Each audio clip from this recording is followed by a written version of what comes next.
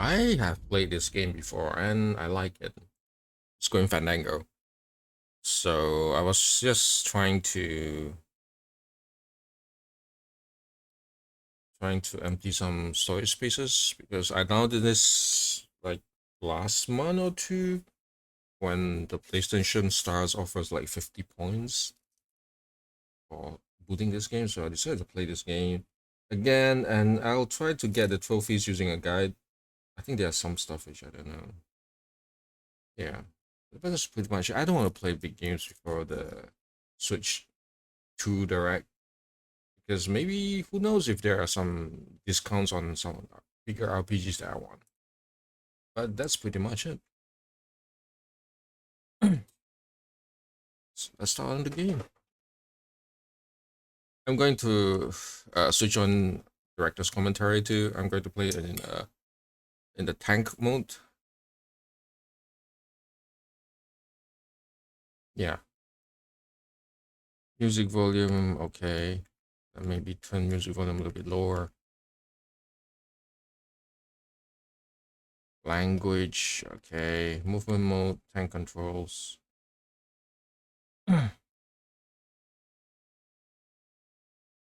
Inventory. Oh, there's a toggle render mode. Okay. Let's start a new game now.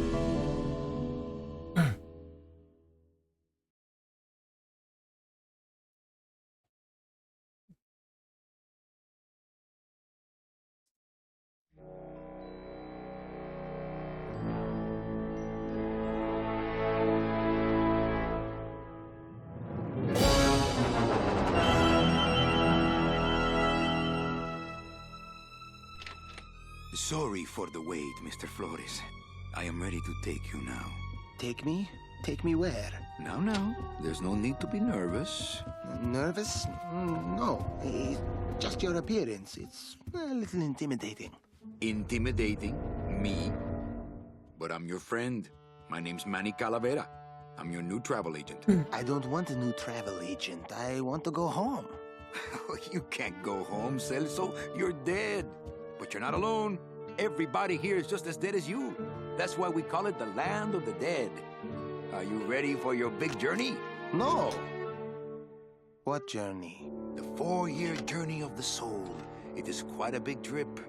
And I can't lie to you, Celso. It could be very, very dangerous. Unless you were to take that money you were buried with and buy a better travel package from us. I mean, wouldn't you rather cross the land of the dead in your own sports car? Maybe try a luxury ocean cruise? Or, if you led a very good life, you may even be eligible for a ticket on the number 9 itself. The number 9? That's our top-of-the-line express train. It shoots straight to the 9th underworld, the land of eternal rest, in 4 minutes instead of 4 years. But very few people qualify. Let's take a look at your records.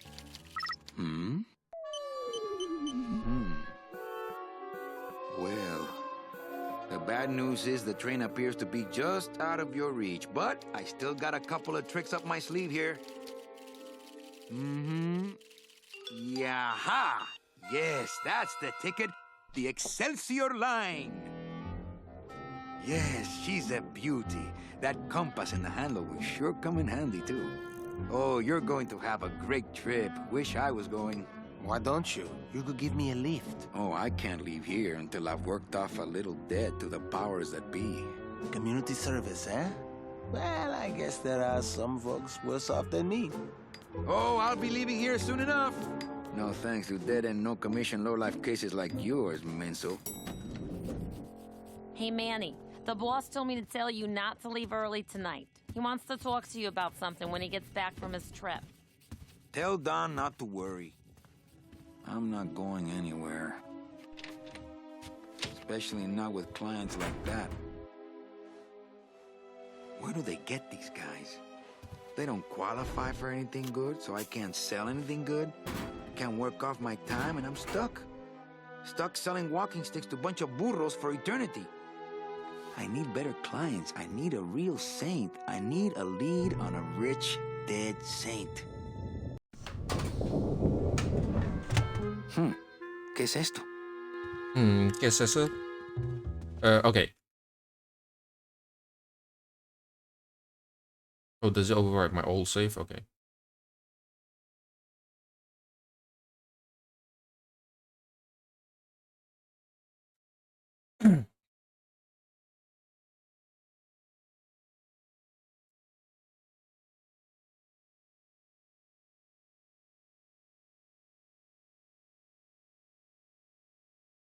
My question is that if I were to play it in Spanish, would I understand it? Oh, I want to use the director's thingy too. Oh. Oh, that's fancy. Use item toolkit. I love pneumatic tubes. If you ever read articles about old New York, there's a lot of stuff about how the tube system was. There was an inter-building tube system too. Oh, really? I don't know how that could possibly work. And the tubes were 16 inches in diameter. Yeah. And they would shoot pneumatic messages, like they'd push them between buildings. And none of those tubes are there, and they're thinking about like using them for fiber optics and stuff like that.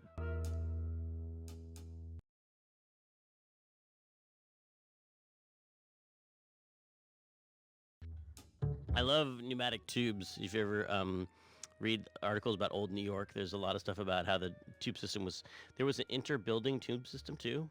Oh, really? I don't know how that could possibly work. And the tubes were 16 inches in diameter. Yeah. And they would shoot pneumatic messages, like they'd push them between buildings. And none of those tubes are there, and they're thinking about like using them for fiber optics and stuff like that.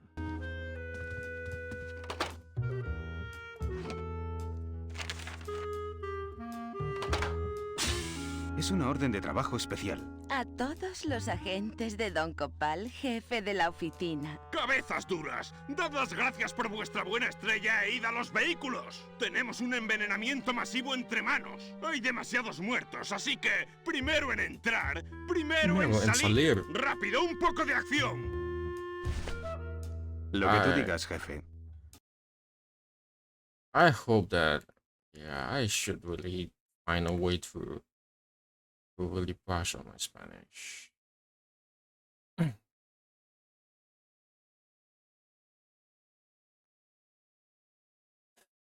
If I were to do that, then that means that I need to have a dictionary or something. It's some sort of special work order. To all agents from Office Manager Don Copel. All right, you boneheads, thank your lucky stars and get to your friggin' cars. We have a mass poisoning on our hands. Too many dead to assign specific cases, so all clients are first come, first serve. So let's see some hustle out there. Whatever you say, Jefe. Whatever you say, Jefe.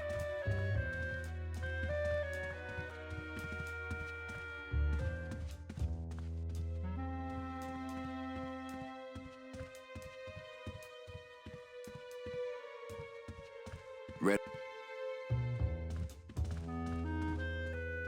I'm sorry, he said something.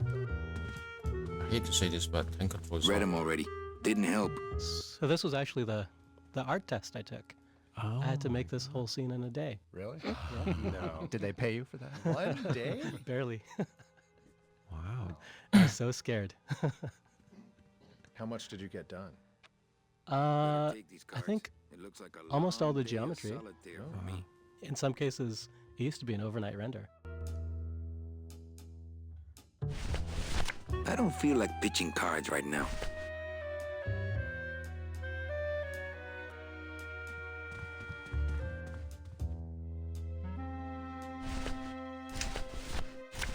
I keep meaning to mark these cards.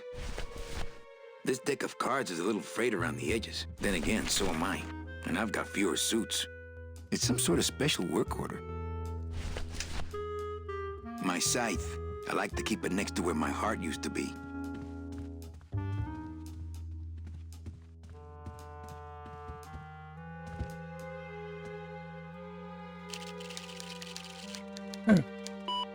Here's Celso's file. That walking stick was too good for him.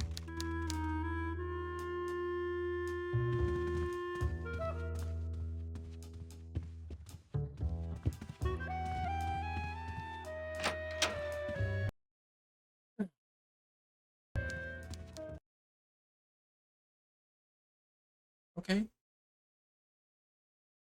think the annoying part is that the access to the save menu is so slow.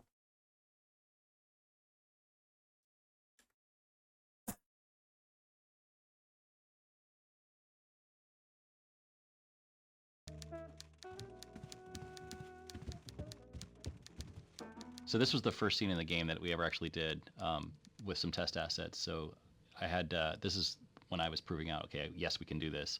There was this hallway scene. We had manning up, run up and down. We had the security cam, kind of camera switching. We had text on the screen. We had animations. We had geolocation of the sound relative to the camera as the typing was down the hallway. And we had manning running up and down. It was a really good test scene, and it kind of came to it at the very last second. Like literally, I was compiling code as people ran in the room because I had a awful bug. But this was sort of like proof that yes, we have all the elements to make this work. This was the first scene ever put together. And Manny, notice in this scene, Manny hardly ever clips behind anything, and that's partially because I didn't have the buffers working yet.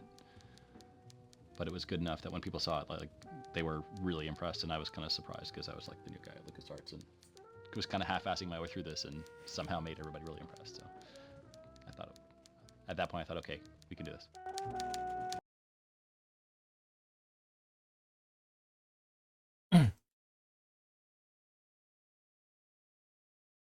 Oh, this game is in a square 4-3, right? Okay. I think it's crazy if you want to play a square 4-3 with widescreen, I'm sorry. Stretching it is a little bit much. Give me a second.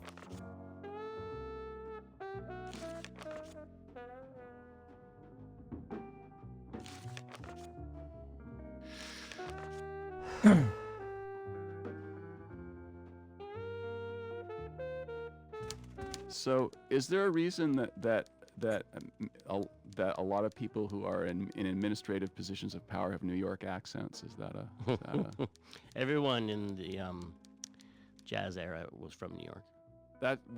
Yeah, that's true. A lot of people don't know that. Well, not everyone. Buenos dias. Manny, why aren't you at the poisoning? What poisoning? The Code 3 gazpacho poisoning that everybody's at but you. Why do I send out memos if nobody reads them? Where was the poisoning again? Just ask your driver, for crying out loud. He'll know. Any messages for me? Besides the one about the poisoning? Yeah. I only have one other message for you, Manny. I'm not your secretary. I don't take your messages. So get it through your thick skull and stop forwarding your phone to me. All right. But that sounded more like 4 messages to me. In my heart, though, you're still my secretary. Manny, what are you talking about? I was never your secretary, even when you were on top. I got one boss, same as you, Don Copel. Busy as ever, I see. I'd have more work to do if you had more clients. Ouch. The voice, it sounds very familiar to George Carlin. I forget. Am I supposed to be somewhere right now? Manny, do I have to explain your job to you again? No, but I'd like to hear your description of it, just for kicks. Well, the Manuel Calavera that I know picks up people in the land of the living. Dead people? Preferably. And he brings them here and tries valiantly to sell them the best travel package they qualify for. If he sells them enough premium packages, our hero will be free to leave the land of the dead. Until then, he and I are stuck here, having the same conversation over and over again for eternity.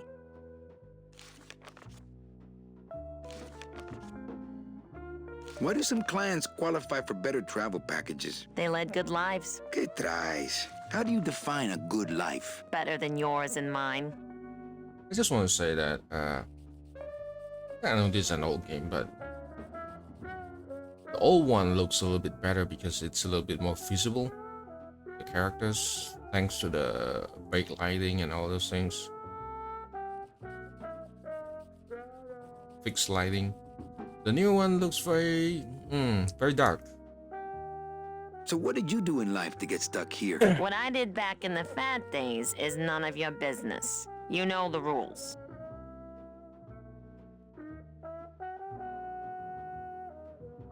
What if we just skip town tonight? You and me, baby. Well, thanks for the offer, but we'd never make it out of the city alive. But In one piece, I mean. I bet I could get you out if I really tried. Oh, Manny, look at you. You're a trapped soul and you don't even know it.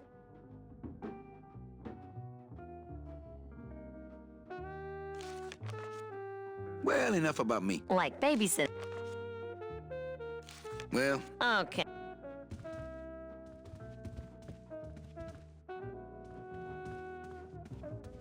just one more. Manny, stop. Well.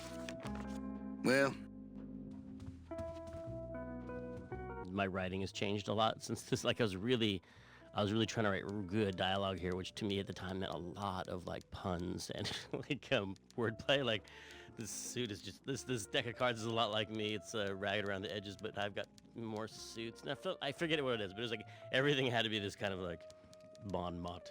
Well, that's kind of Chandler-esque too. I mean, you know. But I think I ease off on it in Act 2. I think I just start writing or in Year 2. There's a lot more just normal talking, which I think I kind of like a little bit more now. I mean, it's fun. It's fun to like have a crazy wordplay like that, but you can just kind of trip over yourself a lot too much if you focus on that. I think. Knock yourself out. Thanks. Gets the aggressions out, doesn't it? Mind if I use your hole punch? Knock yourself out. Thanks. Gets the aggressions out, doesn't it?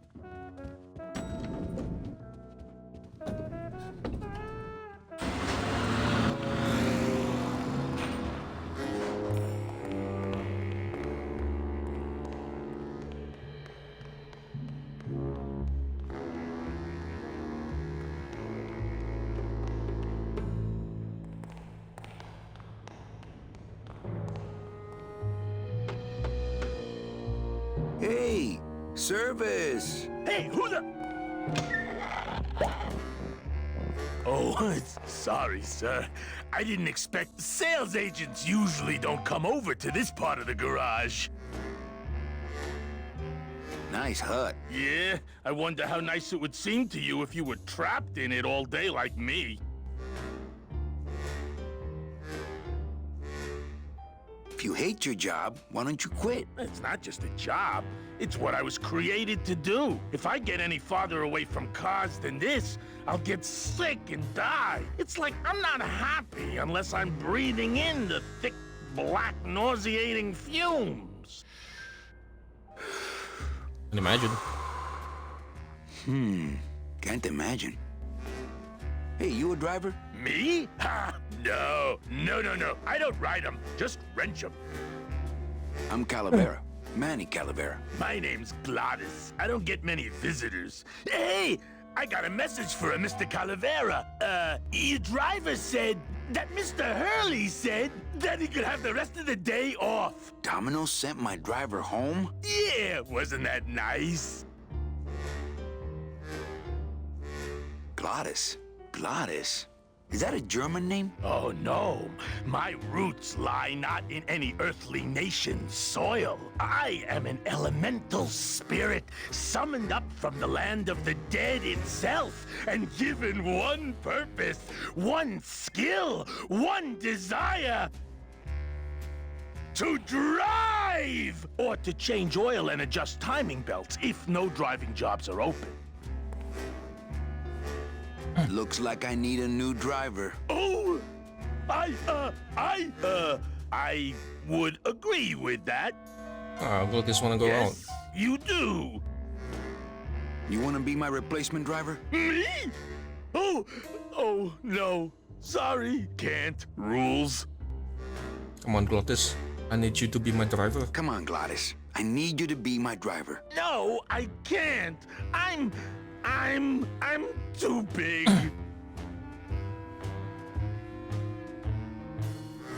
You're not too big. You just have a self-image problem. Repeat after me. I am not fat. I am thin. Women find me attractive. Hey, I never said I was too fat for the ladies, just the cars. The ladies like me just fine.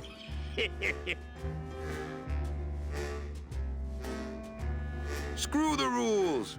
come with me. No, I don't want to get in trouble again. They said one more strike and I'm out. Okay. Yeah.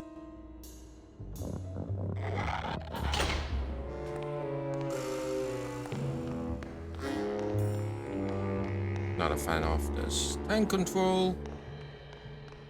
But for the trophies, let's try it. Bear with it.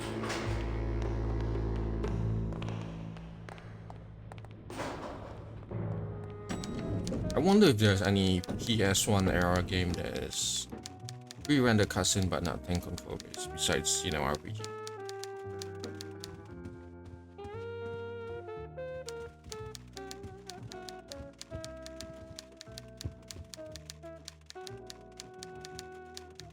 I can't find my... Manny, you stop playing. Where is everybody? Oh, Manny, did you forget what? Oh, man, did I... It's the Day of the Dead.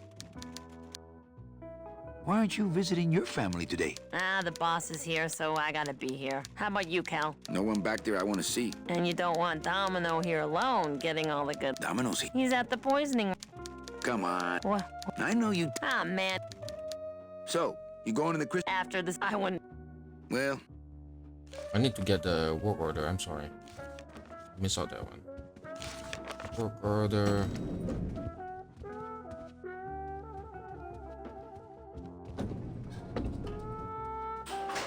And I guess tank control makes sense if you're using a D-pad all the time.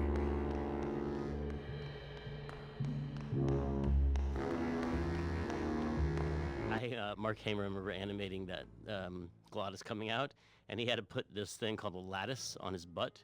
And he was like, "What are you working on, Mark?" I'm working on the Glottis butt lattice. And he was always like working on the Glottis butt lattice to like morph and squash and stretch his butt as it came out of the the door. And so, 3 cheers to Mark Hamer and his Glottis butt lattice. Amazing work, still remembered to this day. Hey, Genie! Come out of the lantern already! Huh? Come on, Glottis. I need you to be my driver. I told you, I'm too... Well, do you know anyone who can drive? Everybody's gone. It's the Day of the Dead, you know. Yeah. You're not too big. You're just right. No, they told me again and again, I'm too big to drive. You're not too big. The cars are just too small. Yeah, those dang compact cars. Hey, that gives me me an an idea. idea. I could alter your car just a bit with just a quick torch job to let out the seams, you know?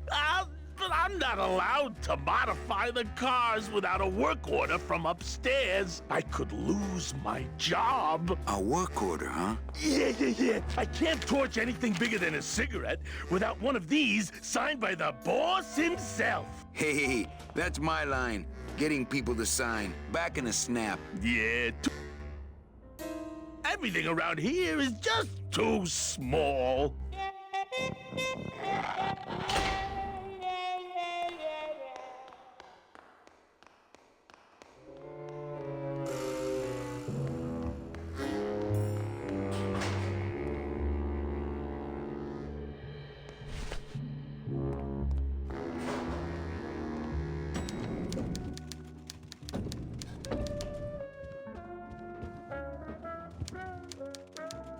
Eva, I really need the boss to sign this work order. I'll give it a shot.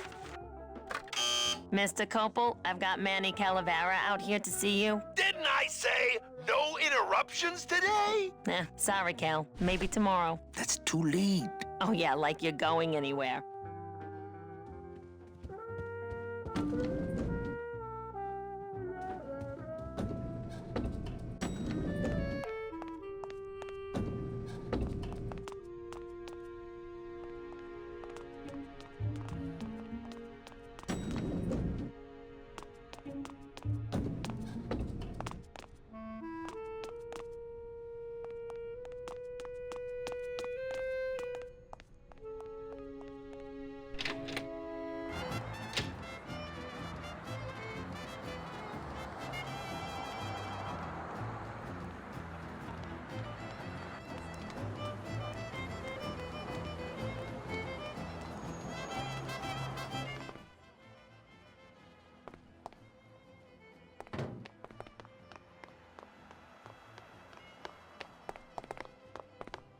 Can you imagine actually pulling yourself up a little chain of ties that are as long as the like? Well, that's what's great about.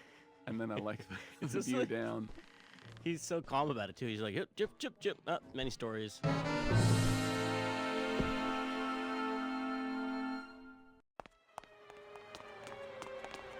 I always liked the music up at the up on the ledge. Me too. It's because very Bernard Herrmann. and it made me Vertigo. feel, always made me feel like a little.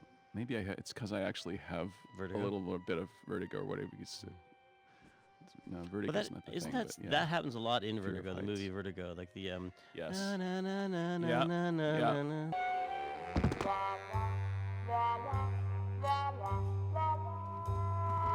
I would love to search Don's office right now, but I'm late for the poisoning. It looks like Don's rigged his computer to automatically answer his intercom.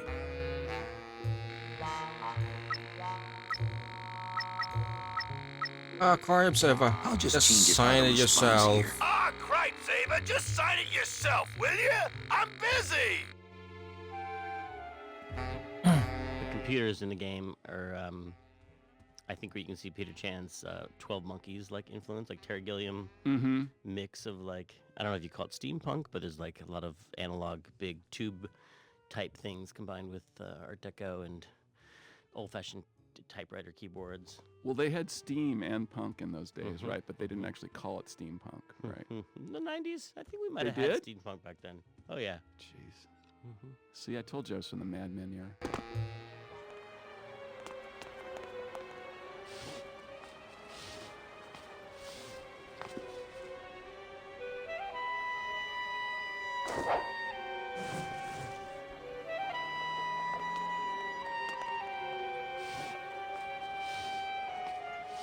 Wait, how do I climb?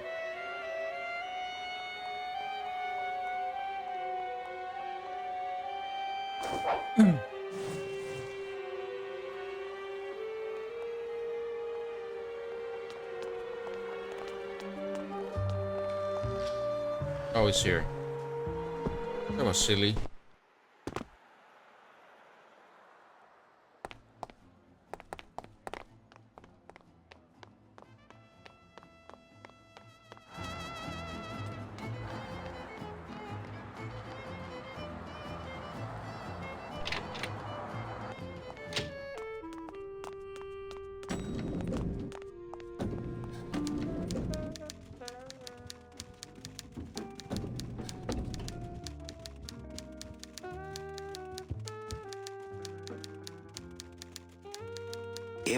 I'll give it a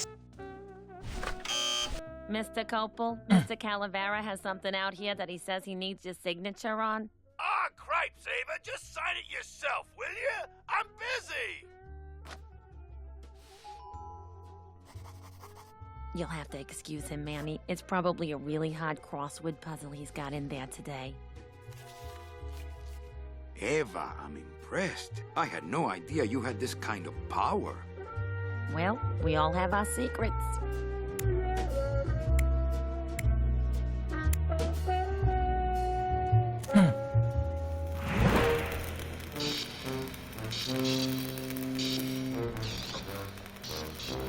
No, Glottis.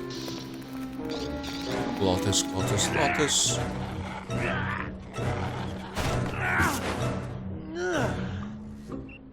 Hey, I look good in this, don't I? Yeah, well, they say black is slimming. I'm driving, yeah, I'm driving.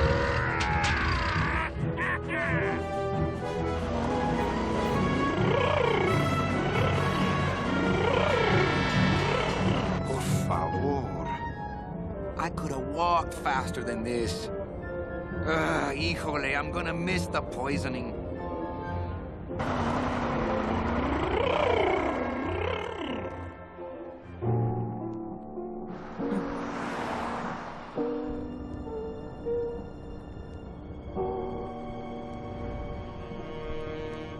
Domino. Domino. Ew, the living still give me the creeps.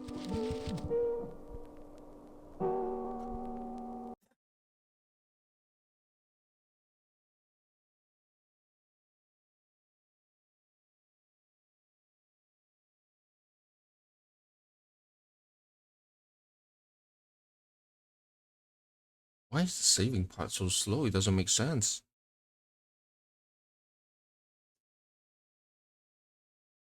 Maybe I should have played it on Scum VM. I don't even know whether it's available on Scum VM.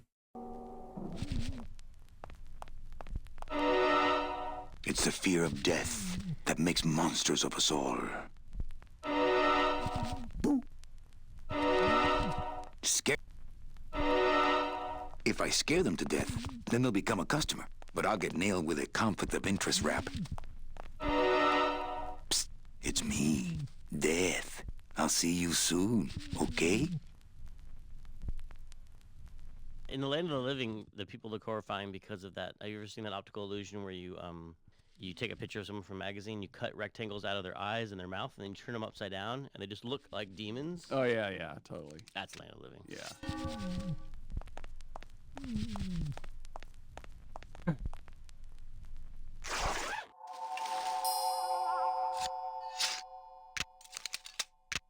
Nice bathrobe.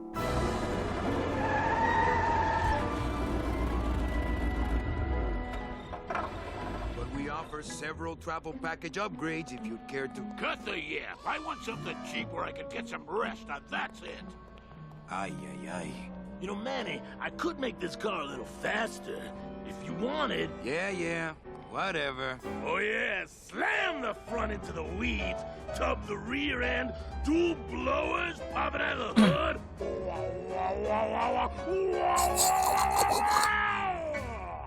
You'll get plenty of rest this way, Mr. Martinez, and you'll be safely padded by the foam created when these two chemicals mix, like this. On second thought, I want to upgrade my package. Sorry, Bruno, but you didn't qualify for anything better.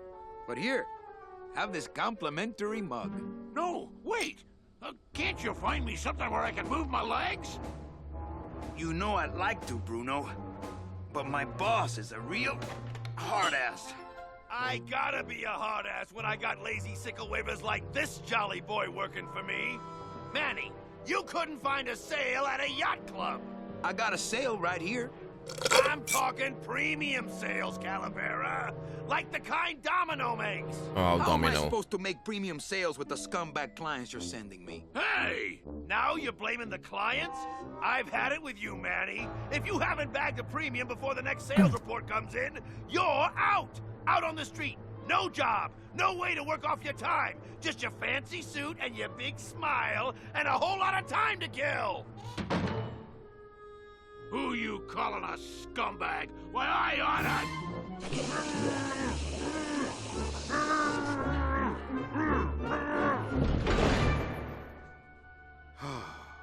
I'm sick of waiting around for a good lead. Like it's gonna fly in here tied to a brick. It's time to take one.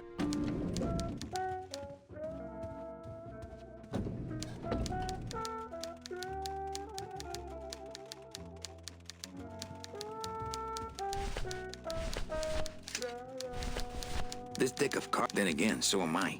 And I've got fewer suits. Not picking that up. Mind if I use your hole punch? Knock yourself. Thanks. Gets the aggression.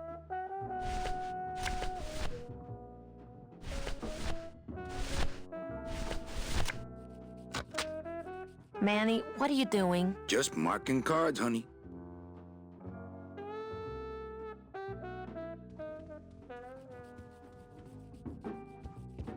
Wait, what? There's something to say about the... So, is there a reason Oh, that, no, that, it's the same thing, that, okay. That a lot of people who are in administrative positions of power have...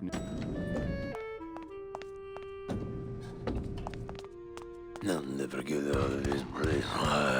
You and your fancy suits and your nose holes way up in the air, sticking your empty beer bottles down the message tubes. How fancy is that? Huh? Don't you boys upstairs realize the tube switcher is a sophisticated and delicate piece of machinery? Huh? You think you're better than me? No. Good.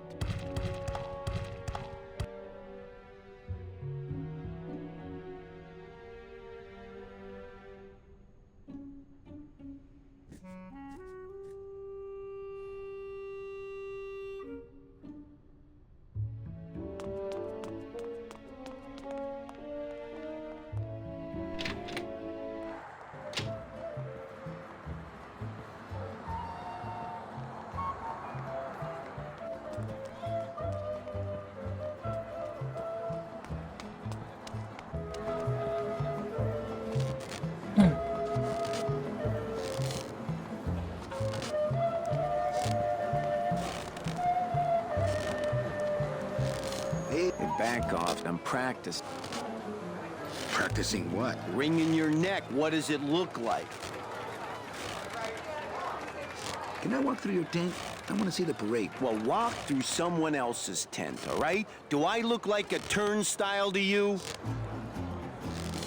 Some festival, huh? Yeah, pretty busy. My carpal tunnel syndrome's really acting up. But you don't have any tendons. Yeah, well, you don't have a tongue, but that doesn't seem to shut you up now, does it?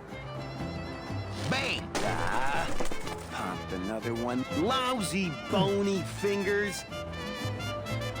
Can you teach me how to do that? Well, since you're a beginner, why don't you practice the first step? Which is? Blow. Twist me up one of them, huh, fella? Yeah. Twist this, all right?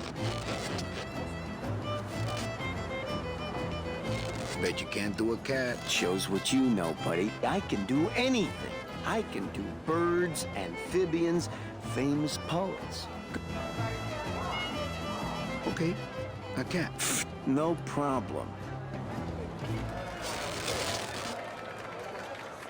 Ta-da! Some of my, don't you think?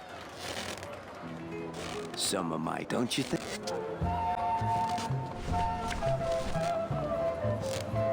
My kid, a dead worm. Heck, that's easy. There's no limit. That's not what... My kid, do you have any more dead... Well,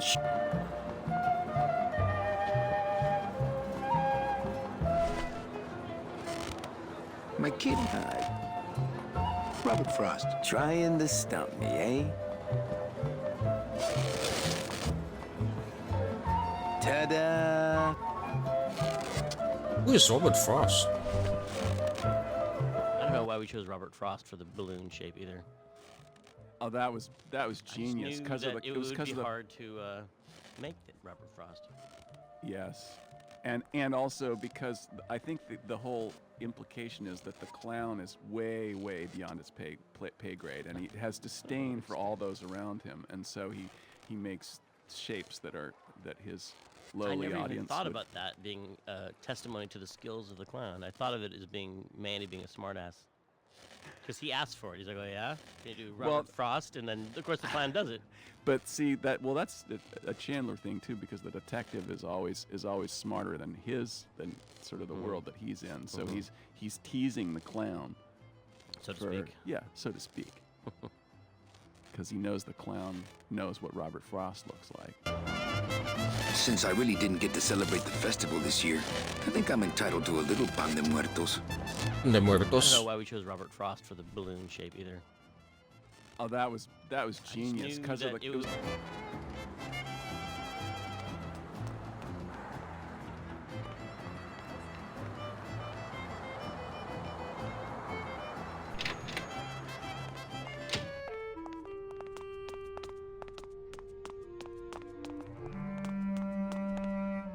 Down in QA, we got on the project way earlier than we ever had on any other project, and we would play the game with the concept art on the screen. But Manny was modeled and done and lit. Or, well, maybe he wasn't lit, I don't know, but he would zoom around the concept art, and it was all black and white. And that's why it was... Oh, that would be neat. Yeah.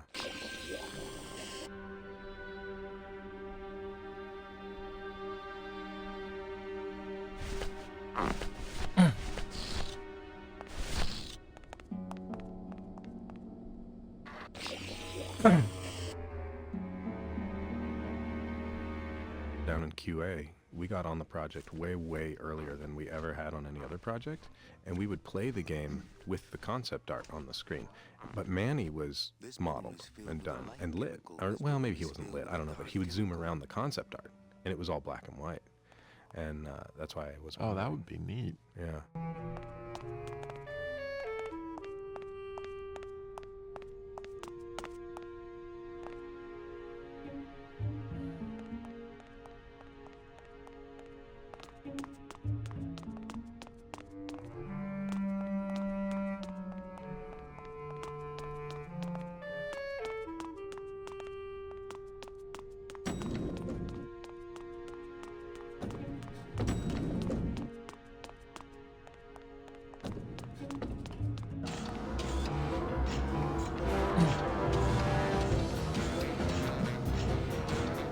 games we make nowadays, we try to keep them real time, and the environments will come in the tens of thousands of polygons probably, but or at least under 100, I would say, at least at the Telltale Studio. But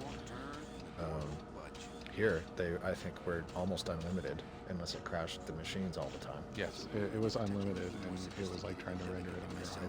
Well, remember, he modeled like every single nut and bolt everywhere. That's what it was. That's what, and they were all high res. Yeah, I was about to say, a certain amount of this was us not It really might get a knowing, and us close-up. not being efficient about where we, how we set everything up. As an animator, when you open one of these environments to animate it, you had to basically throw everything away, except for the one thing that that Manny touches or walks next to or something. Wait, how do I get out?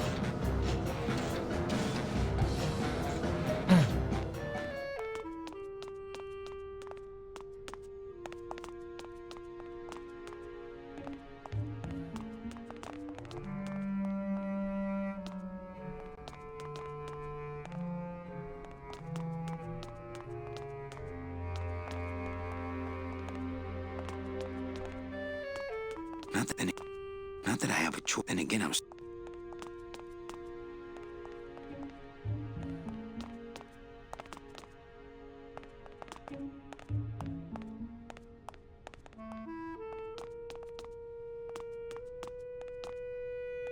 Elevator code. Yeah. Elevator code's the worst, man. Door code in general. There goes Dominic. So there was a door box that you would draw on the ground that would have data attached to it that would trigger the art and the. Well, it's like the old like when you walk into a supermarket in the old days, they didn't have like a IR thing that was pointing at you. They had like a pad on the ground. Yep. You would roll your cart or step on the pad on the ground, and it would automatically open the grocery store for you. And it's just like that. Like there's a little invisible box that you cross that triggers all that stuff. And then all the fiddly bits of people step on the box, step off the box, step back on it while the doors are opening and closing, and those doors are broken for a long time. Oh yeah, I totally understand that. Especially when you're there talking about waiting for the animation to finish before you figure out the next state. That's always What annoying. is that horrible squeaking noise you're making? New shoes.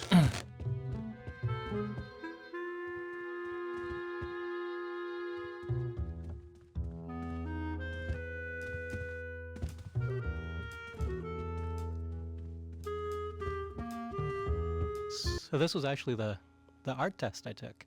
Oh. I had to make this whole scene in a day. Really? Yeah. No. Did they pay you for that? One day? Barely. Wow.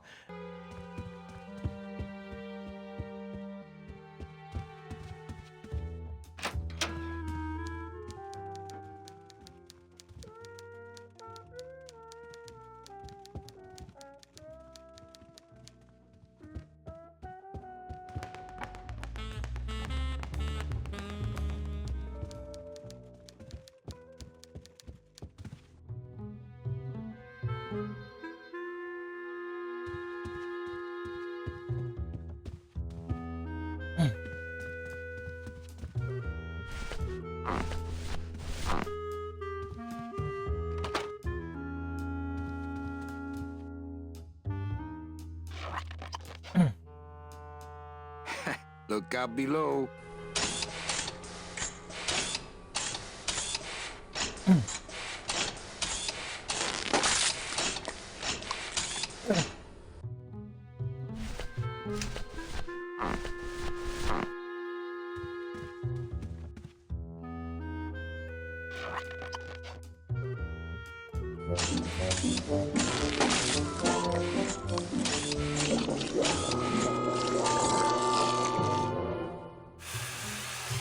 That doesn't sound good.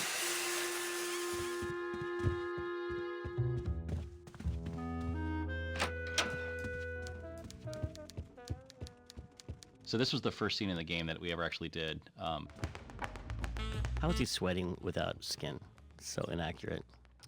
Try to get it really accurate with the punching. You know, left, left, right, right, left, left, right. I think that's how you do it. Oh, is it left? Well, you don't just do 1, 2, 1, 2 with a speed bog. Yeah, I think you're right. Yeah, it looks better. In my boxing history. My grandpa used to have a boxing bag in his basement. He showed me how it worked once. Server's down again. What else is new?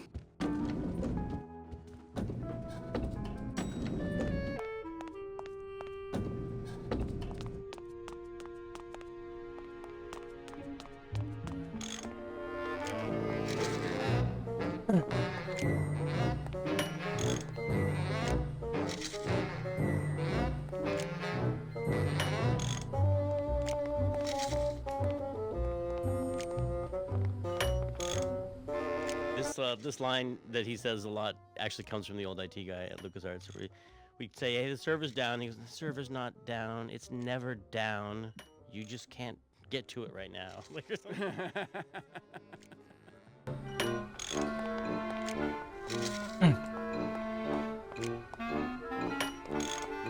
Hi, I'm not getting any messages. Is the server down?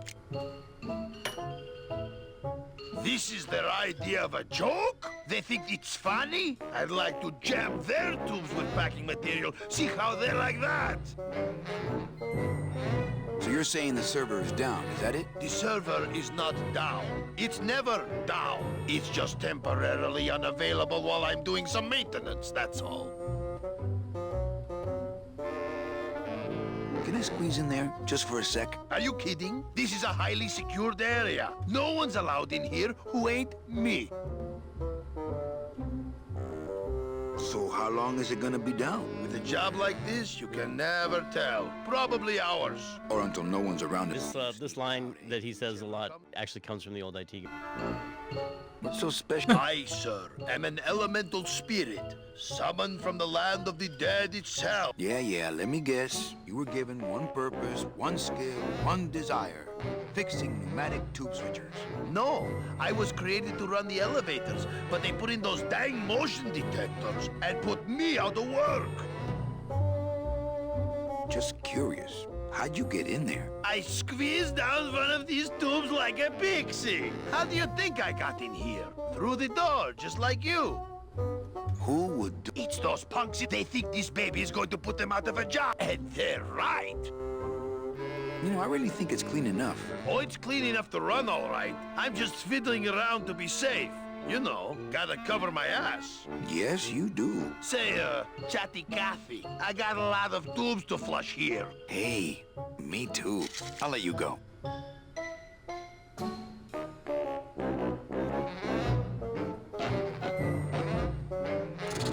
Oh, not again.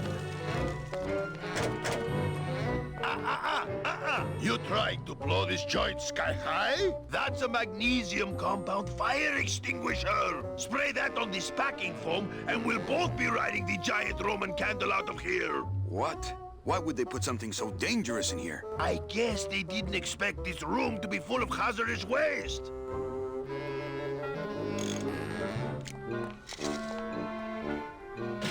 The wheel won't budge.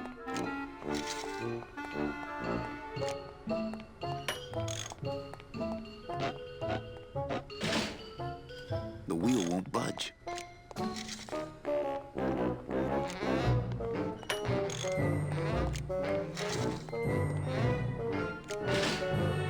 The wheel won't...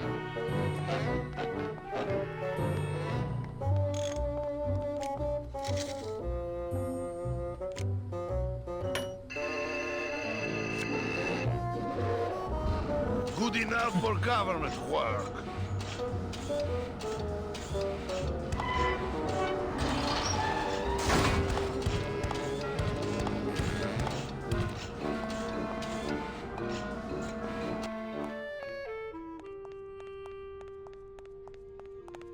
There she is. One of these...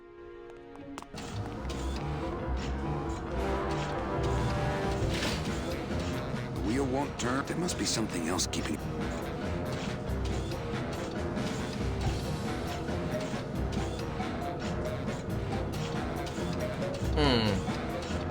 Do I need to do this all over again?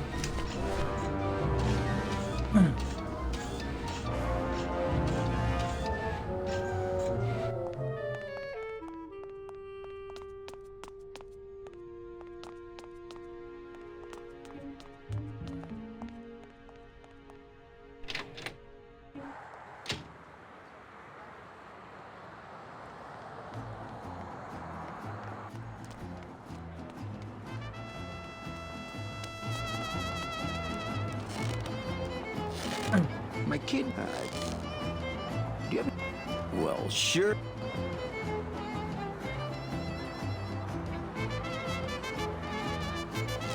That's not what...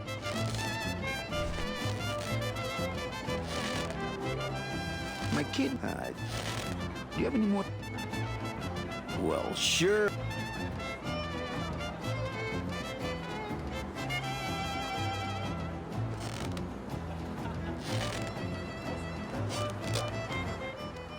I think the camera choices. I think the camera choices in this game were actually pretty fantastic as well. I don't know who's responsible for that. Was it storyboarded or? Was that you, Pete? Or? Yeah, probably a little bit.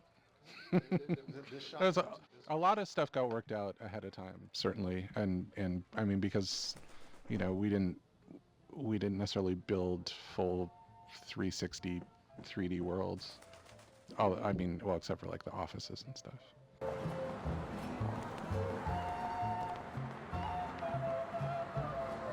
That's not what...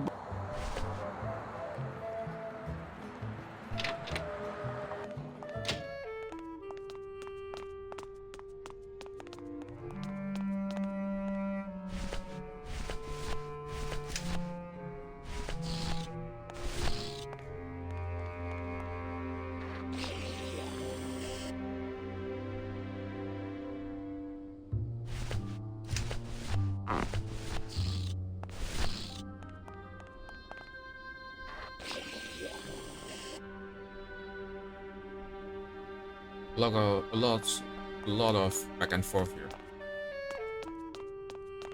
Lots of them. Let's go.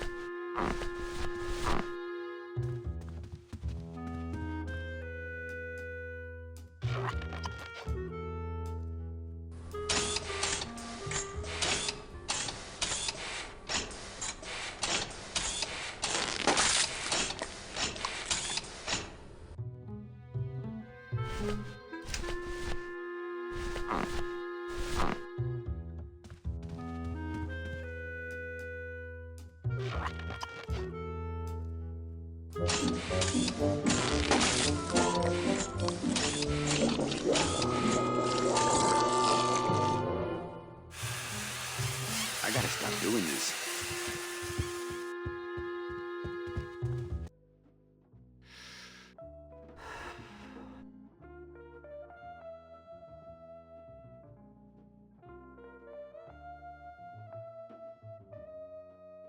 Let's go. Servers down again. What else is new? Apparently I need to tinker with the door, but I did not know how to make that happen just now. So here we are again. Savvy viewers will note that this the lobby is based on a real building in San Francisco with Mexican architecture or Mayan Deco architecture. 450 Sutter, yeah, which is an actual building, which is the inspiration for the whole business. Yeah, San Francisco's kind of there's a lot of deco-ish stuff around town, and that was a big part of making this world look the way it looked.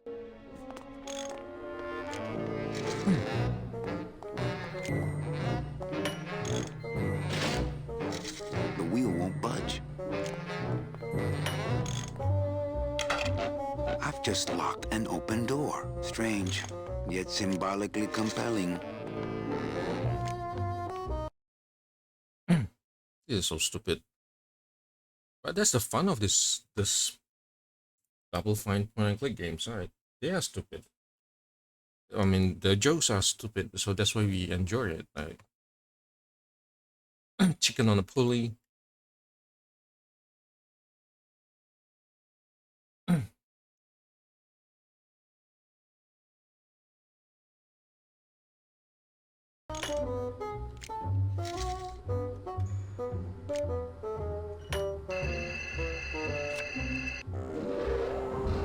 Good enough for government work.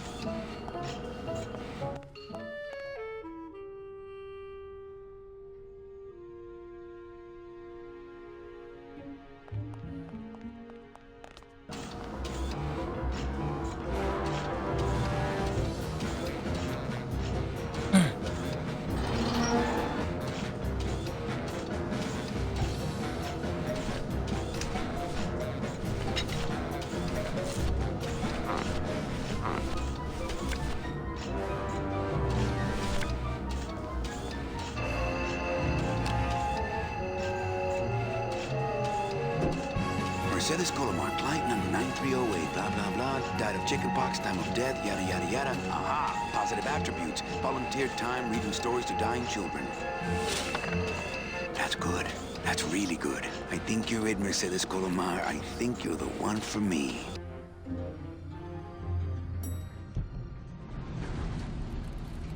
Gladys, are you loco? What got into you? That was a company car. Oh, yeah! And it's even better company now! I'm in!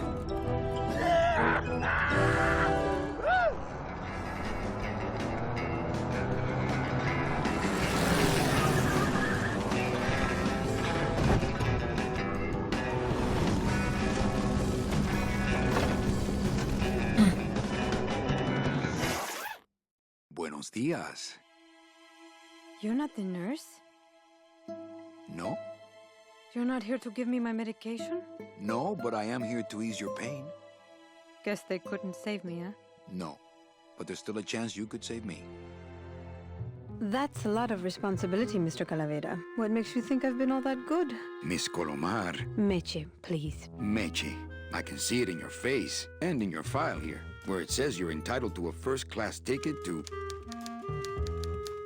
nowhere? What? Did I do something wrong? Not according to your bio. It was spotless. At least the part I read was. I'm not sure I like the implication, Mr. Calavera.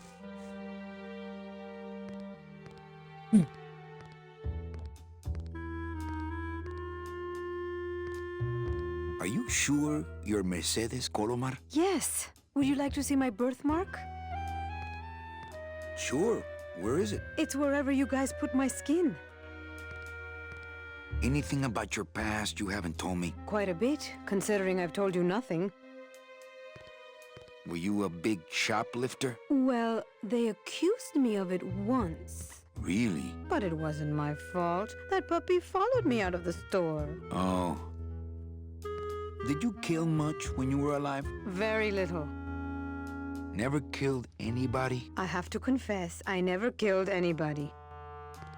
Not even a teensy bit of killing? Maybe I just wasn't trying hard enough. Mean to animals? Oh no, I love animals. Once, when I was volunteering at an animal shelter, Just stop right there. Ever cheated on your taxes? I've never paid taxes in my life. Aha.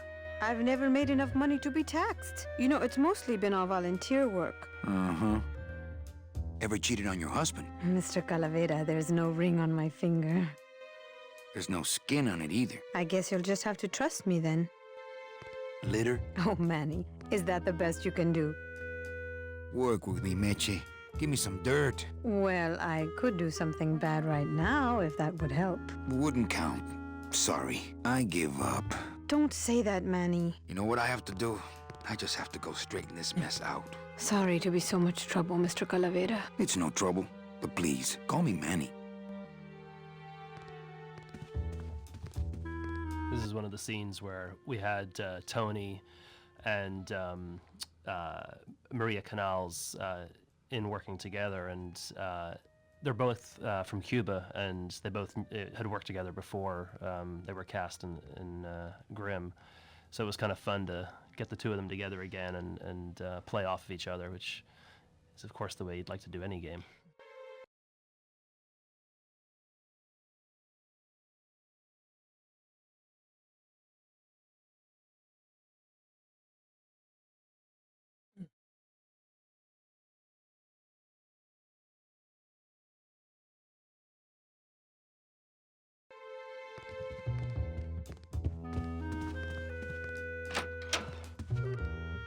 I'm sorry I let you down, Manny.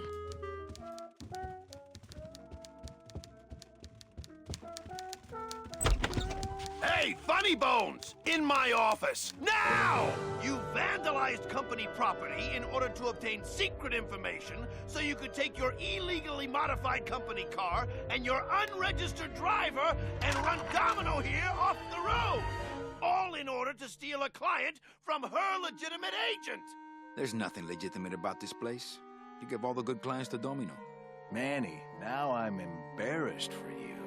You've embarrassed the whole office. I'm going to call the woman in here so you can apologize to her yourself.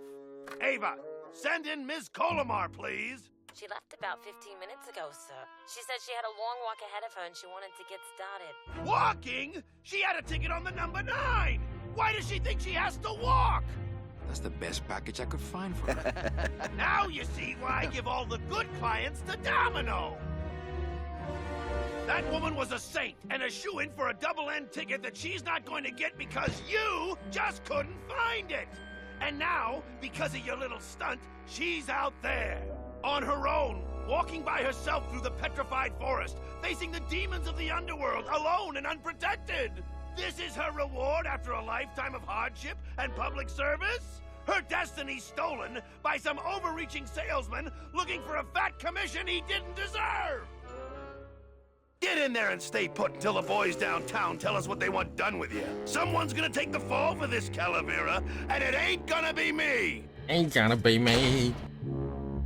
I realized how weird it was that he gets locked into a room by his boss, which I don't think is legal. But then again, you know, back in the 30s, you could do all kinds of stuff. You know, rubber hoses for cops and so on. You know, I mean, it was just 50 years after the Old West. Well, that's weird to think about. Yeah. Hey, is anybody out there? So, Manuel, have you thought about what you have done? Who's out there? I'm you, or rather, I was you years ago. Yeah, well, I'm me now, so get lost. Get me out of here. The only way out, Manuel, is to be taken back in. If you are truly still loyal to this company, declare it loudly. The management might hear and stick you right back in their fold. Yeah? Well, I got something they can stick in their fold. You have to try harder than that, Manuel. A man's loyalties decide his destiny. I didn't realize how weird it was that he gets locked into a room. Believe it or not. You just keep up that spirit. Wait, what? No.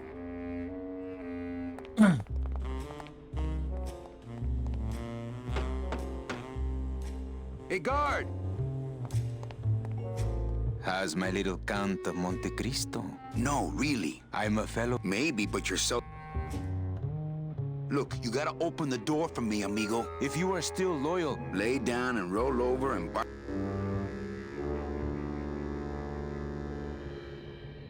The DOD... You would do that? That could cause this agency a lot of trouble. I'm gonna blow the lid off this place. Young man, you are an enemy. Welcome to the club. Salvador Limones and guest. Where are you taking me? To the headquarters of the LSA. LSA?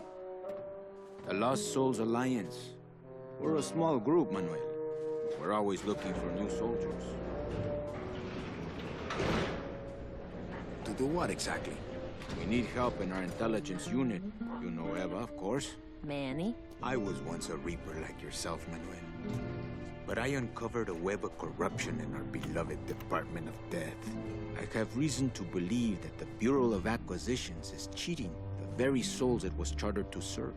I think someone is robbing these poor, naive souls of their rightful destinies, leaving them no option but to march on a treacherous trail of tears, unprotected and alone, like babies, Manuel, like babies. What's your evidence? That's where you come in, Manuel. Or should I call you Agent Calavera? Manny suits me fine. I'm not looking to join any military organization, Sal. I just want my job back so I can work off my time and get out of this dump. Well, you won't even be able to get out of this city without my help. Which means, of course, you won't be able to find that woman and you'll never get your job back. When you're ready to join the cause, Manuel, come talk to me. We might be of some use to each other.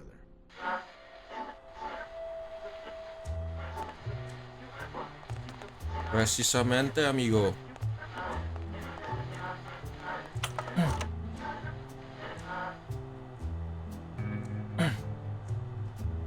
Do you know something I don't know? Have you ever wondered why your clients, even your best clients, never seem to qualify for the packages you know they deserve? Yes.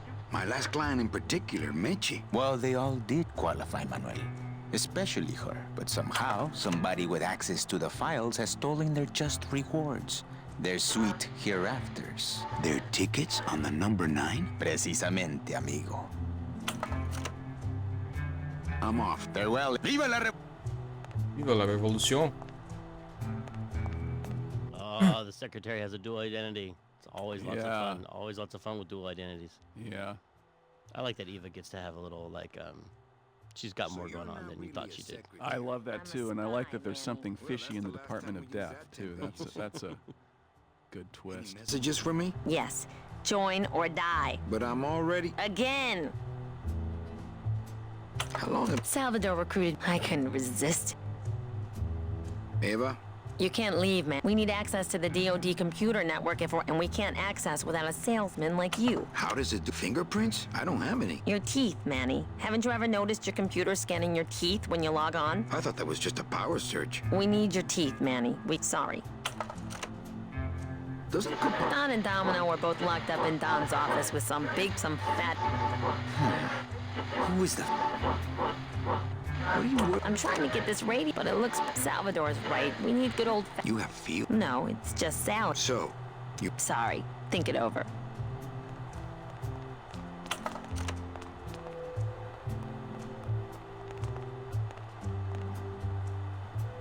Okay, I'm going to build an underground communication we'll need message. You want me to... No, Manuel. Our numbers are small and our history shows only one messenger to be a carrier pigeons. What would they do? A ticket on the number, especially to one who... Someone is profiting here from those that would buy their way into heaven. If I grab... No, I need to raise them. I need you to bring... You're keeping... Why are you still... Go get me an... But money's not in... You want to get out, Manuel. But for some people, they have decided to seek pleasure and happiness here in the 8th underworld. Now that's all the briefing. Viva la Rev...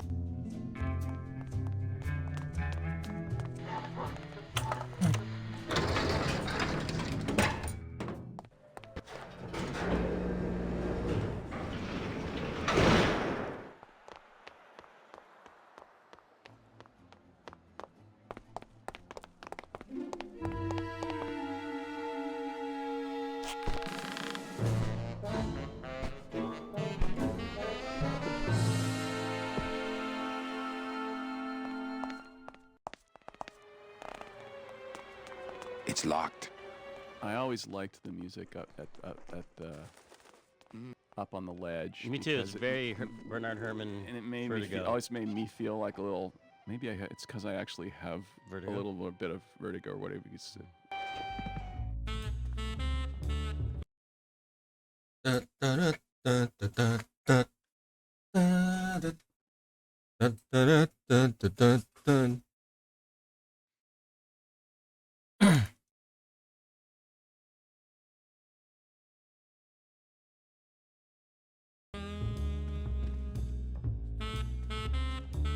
Yeah, something I remember something about the mural. This would be the mural in what's that guy's name?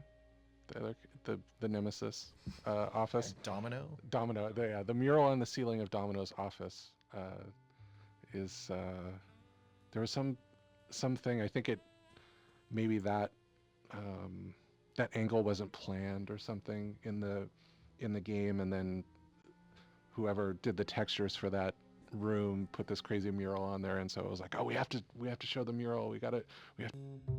I'm gonna try to. Nope, it's not Golden Boy.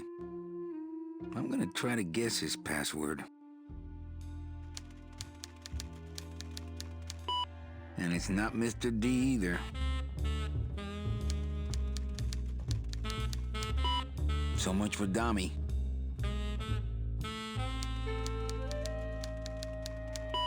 Arrogant fraud doesn't work. Here you go.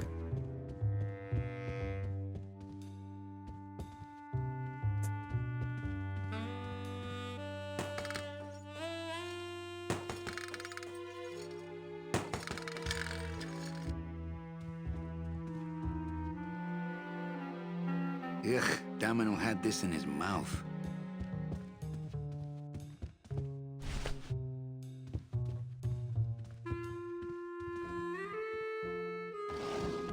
What the? It looks like a glowing hunk of coral. Yeah, something I remember something about.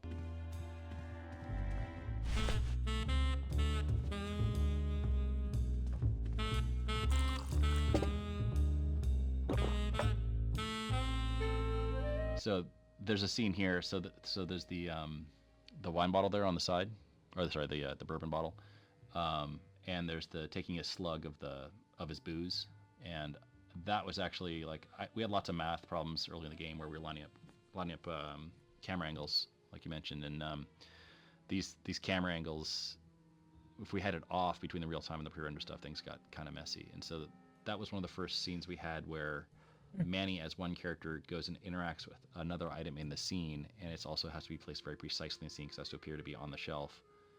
And it was really difficult to coordinate. You know, he has to walk to exactly the right spot, line up to perform his animation. The cup has its own animation of flying through the air to his mouth. There's all these weird ways we handled it. I think we changed that later to handle it better, so that the cup was actually attached and we'd swap it in. But you know, blank out the one that was on the shelf, put in the one that was in his hand. Like a magic trick, but originally that was something we used to test it out and make it work, and it was, I remember spending days on that and just being worried like, oh man, we're never gonna get this to align perfectly between 2D and 3D.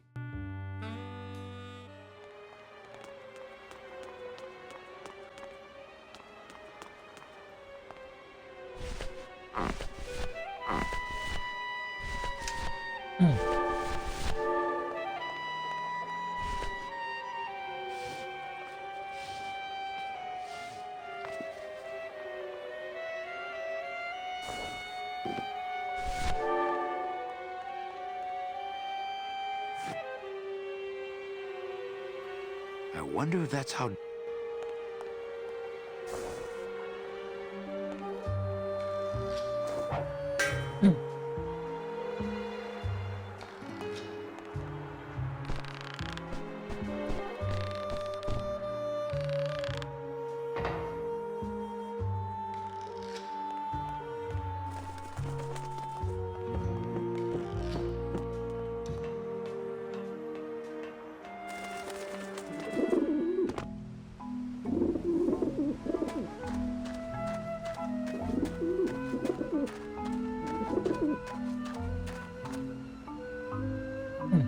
Ew.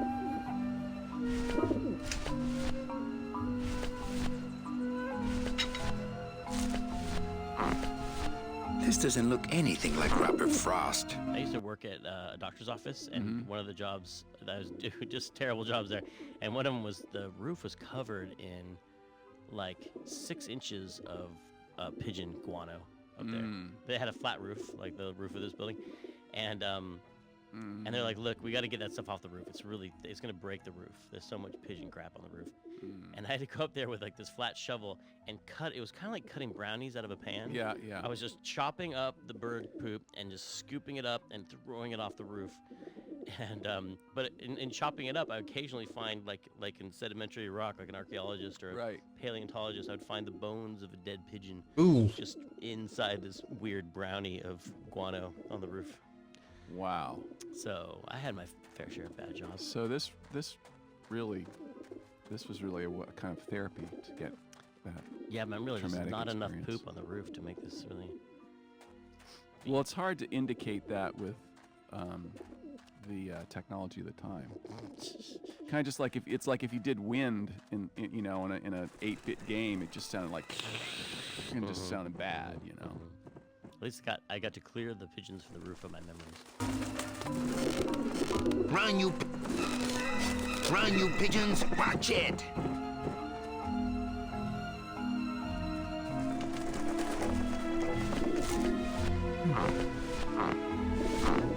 I used to work it. Maybe that will scare them. Eventually.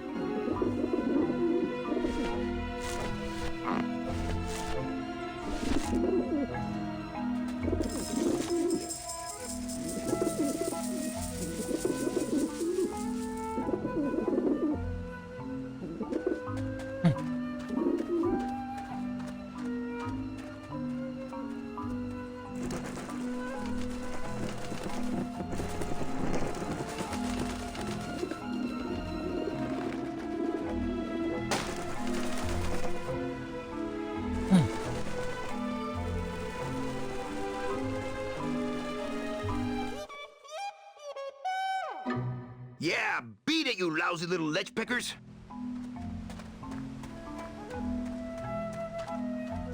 I used to work it. You must come with...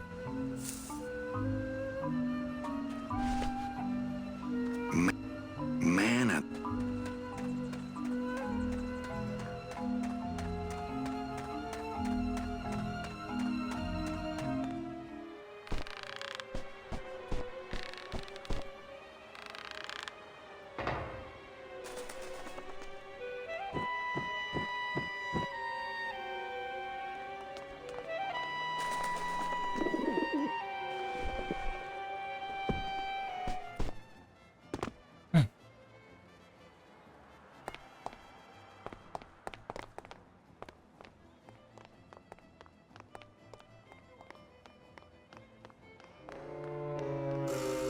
You hear reverb on the steps, and you hear the reverb on his voice, and that was real time. It's his real time reverb in a time when we never did that. We always pre-baked the files with reverb, and Jeff really had to fight for, I think it was like 5% of the CPU. But now anything that happens in this garage goes through that reverb. And like to modern game folks, audio people, it's just totally basic, no big deal. But back then it was such a big deal. And he really had to jump through hoops for it, and it's so great. Mark Hamer, remember animating. Hey, what did they do with Glottis?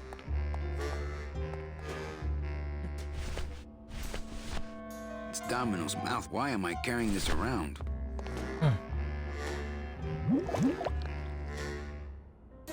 Philadent. Good for dents, great for dentures.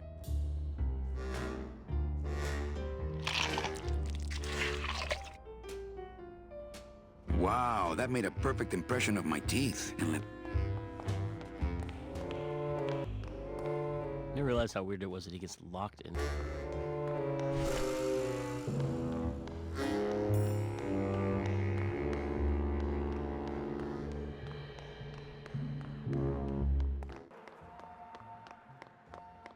Agent Calavera and 2 guests.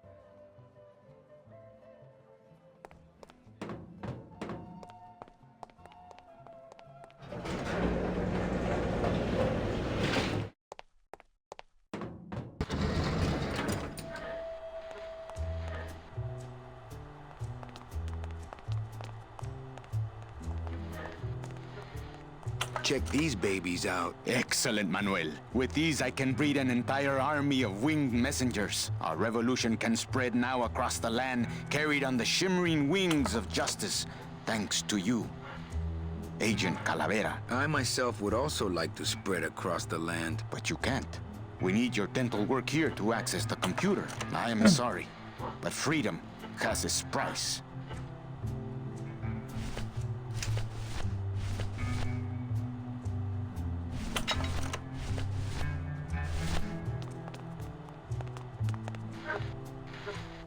The secretary has a dual idea.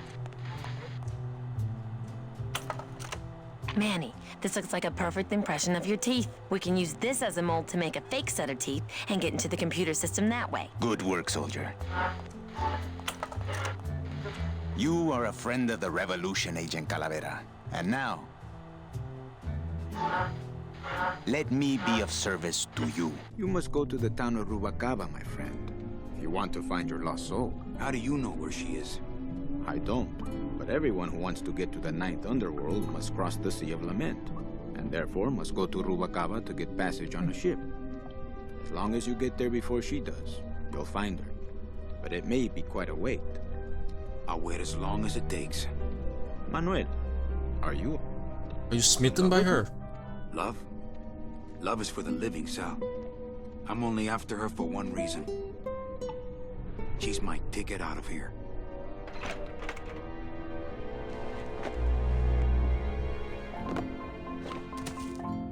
That was some tunnel. I'm all the way to the edge of the petrified forest.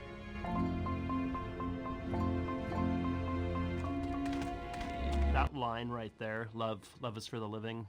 I'm only after her for one reason. She's my ticket out of here. That was the key line that Tony and I would always go back to that kind of identified who that character was. The idea with Manny being a Hispanic Humphrey Bogart, that line evoked Casablanca in many ways, and that was kind of just we worked on that line more longer than we should have, but it was just one of those that we just felt was important to kind of nail and help define Manny. And you could see Pete's musical treatment of it. He kind of suspended the music and had this little classical guitar melody that had a feeling of being like a pocket in time to further highlight that line. Right. Yeah.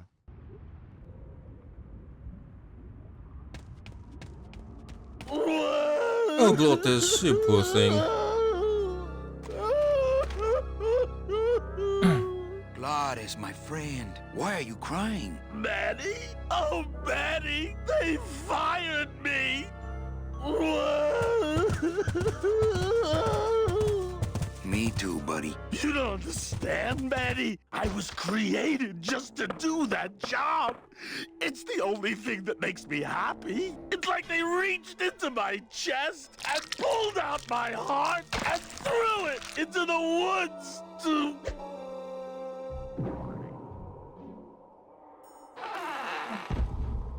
Glottis, what have you done? Oh, Glottis.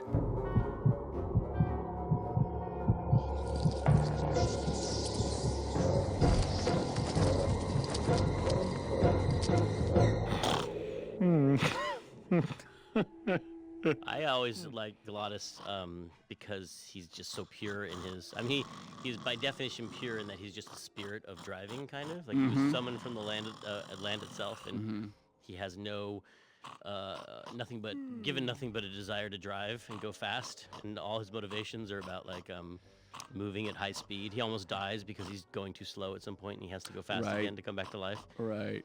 But he also obviously cares about friendship and Manny, and he's a very loyal character.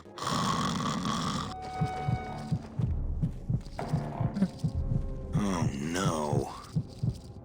Ooh, ick. Shoot! This is me playing with my own worst fears. I was realizing while we're making this game, I just randomly was thinking about how nice it is that spiders can't fly.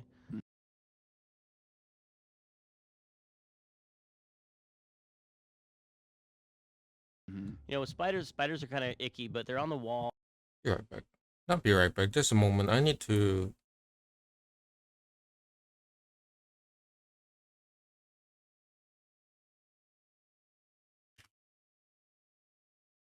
up the You can stay away brightness a from them. little Don't go bit in the because I can't garage. see. Don't get firewood ever.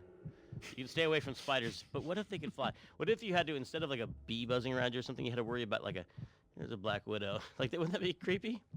So we made flying spiders in the game.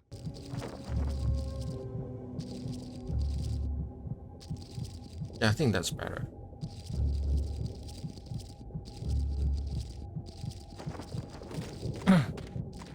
I guess I could always use a spare.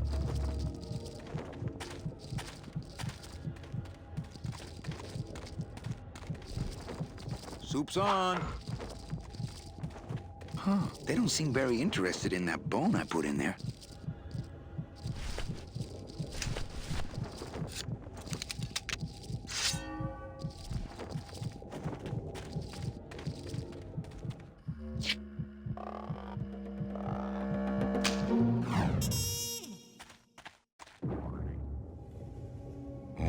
more spiders.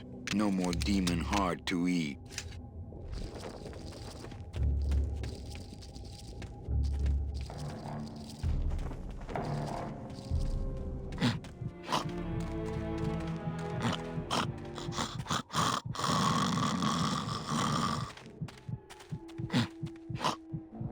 It's still beating.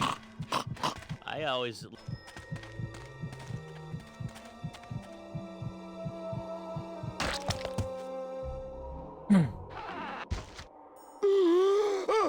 Heart. Heart is good. Be good to Heart. Don't tear out Heart. Heart is good. Strong, beating, good Heart. Hey, is that my car?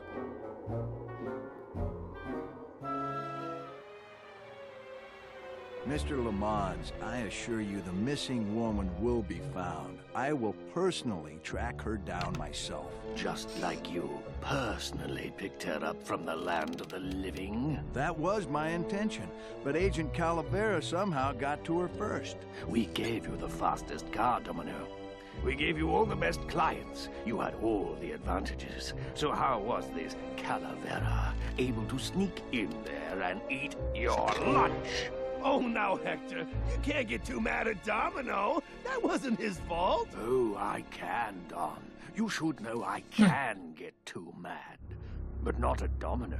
After all, he wasn't in charge of this operation. At least, not until now. Hector, no! Oh no! Marigolds. Funny. For some reason, I was expecting tulips. Well, maybe Mr. Calavera, eh, Domino? Why don't you personally go down to the basement and escort him up here? The sooner he's sprouted and we can get back to business, the better. Wanna go for a ride? I thought you'd never ask.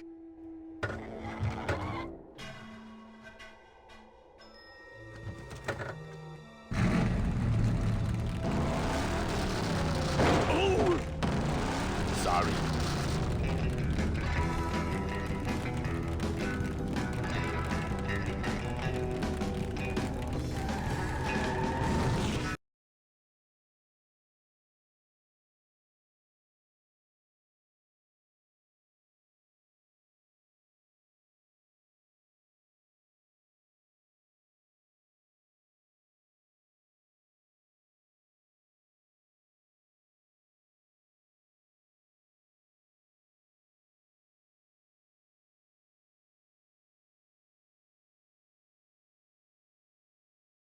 I don't understand why is it so slow.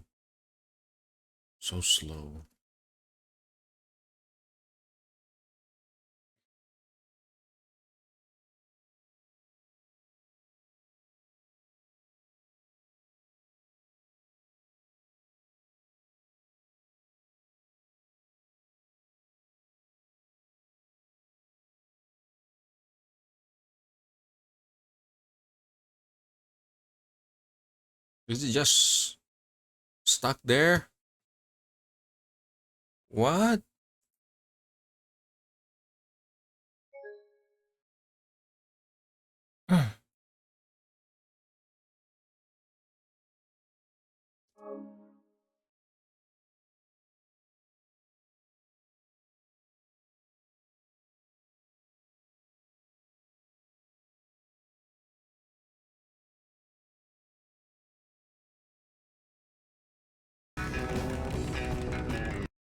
Okay, be right back. I think I want to fix this DNS server thingy.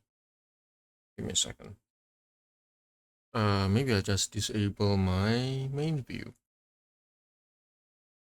Just change it to this one.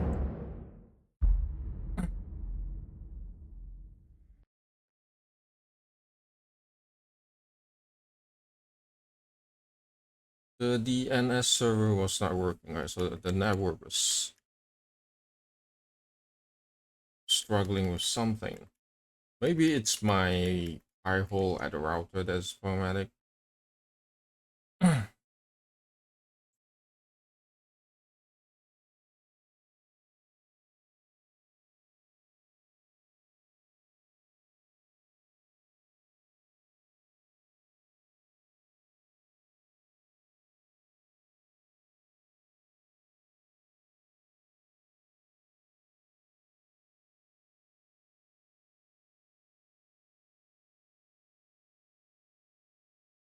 think it's working, to be honest.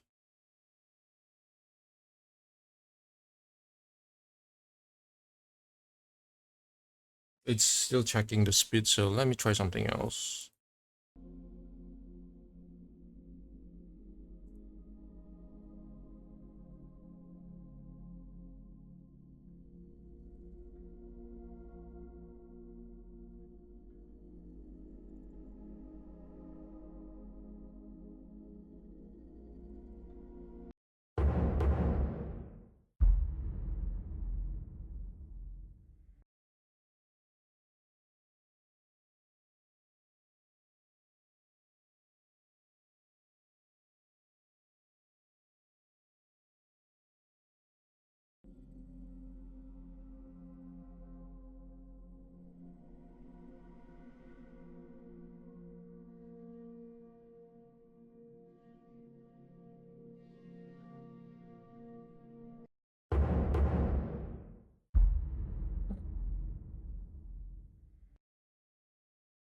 I think my connection status was working.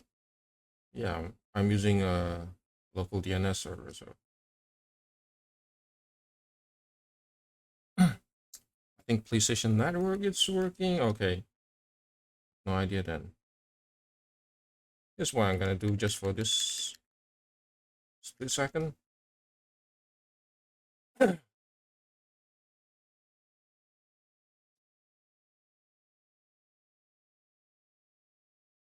I'm going to play this game offline and see how it goes. See whether the saving is faster or not. Oh. Oh, it's because of the... Okay.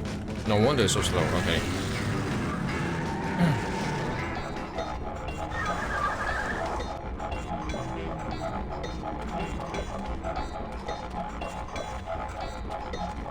Híjole, mano. What sort of unholy Christmas tree farm is this, Gladys? Gladys? Manny, check out this wheelbarrow, will ya? With a couple of ATV nubby tires on the back and a 2-stroke lawnmower engine, we could make one sweet go-kart.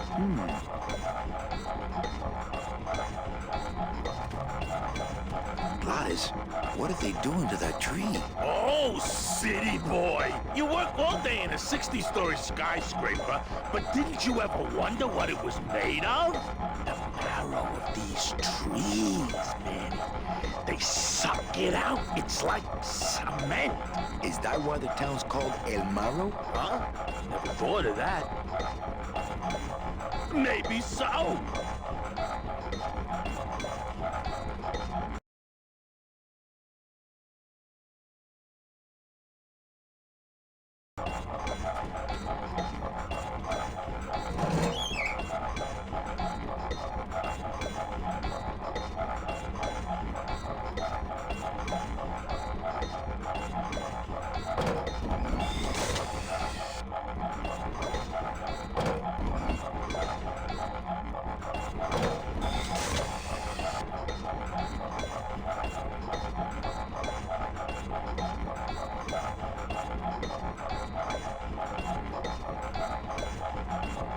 I do not know what I'm supposed to do here.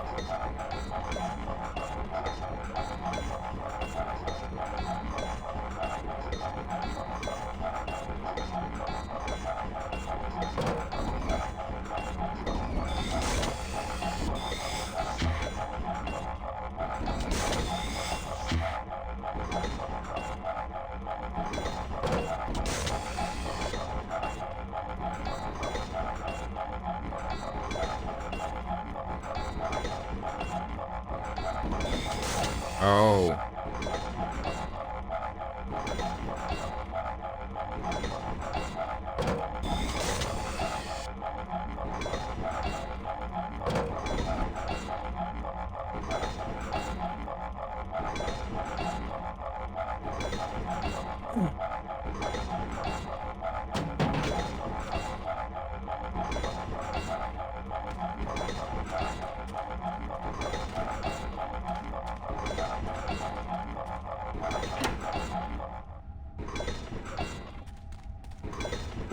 Whoa, careful, Manny! With the harmonic balancer turned off, those pumps might shake that tree apart. Oh, but...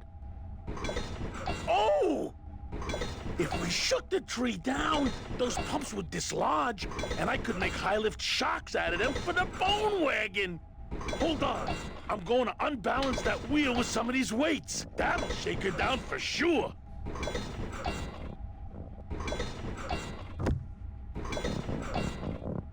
Okay, just give me a second to balance these doggies. I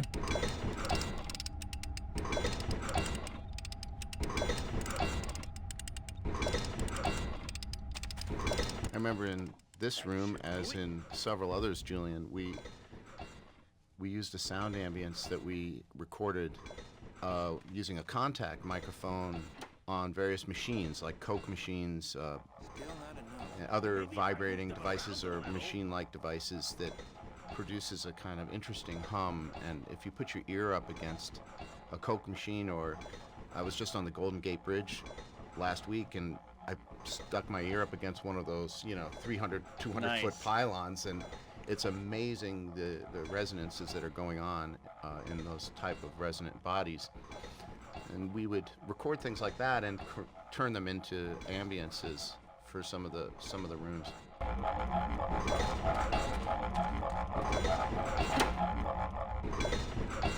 Hey, while you have that off, let me try moving.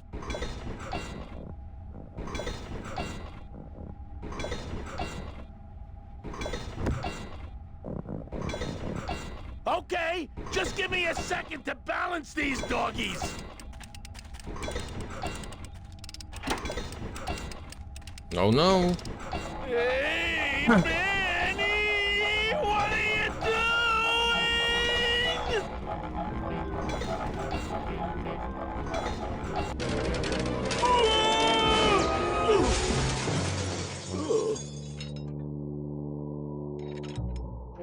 Manny, until now we scraped along the ground like rats. But from now on, we soar. Like eagles. Like eagles on pogo sticks! Oh, hydraulics, that's nice. What a relief. I was getting concerned that our transportation wasn't ostentatious enough. Get in! Or are you afraid of heights?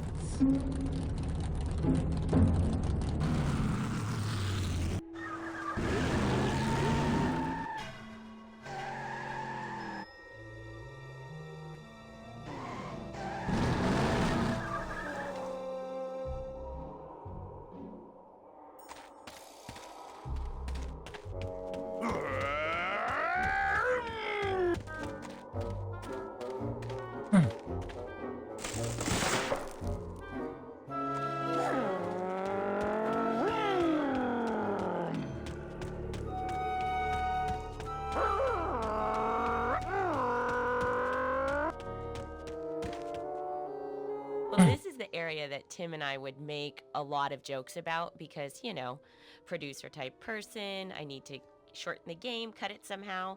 So this area, I would, say, hey, we need to cut the beavers. Does that make sense? He's like, no way, not cutting it. Oh, well, the whole time we'd fight about it, and it was that one kind of thing where that was the story I told a little earlier about the ship, and he said, Leslie, a game is like a ship, and the ship is going, and it's going to keep going until it stops. And I was like, what kind of logic is that? It has to finish at some point.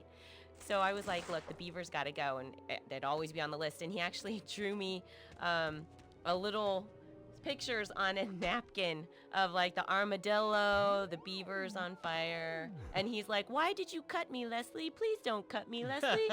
And he would just poke me. That's so funny. Yeah.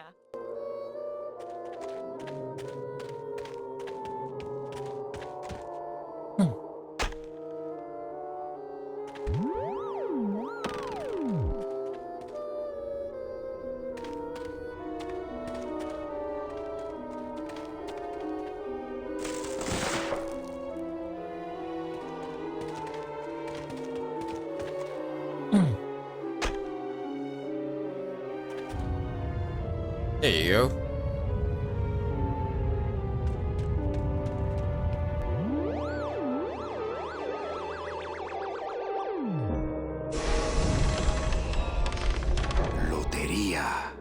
Loteria.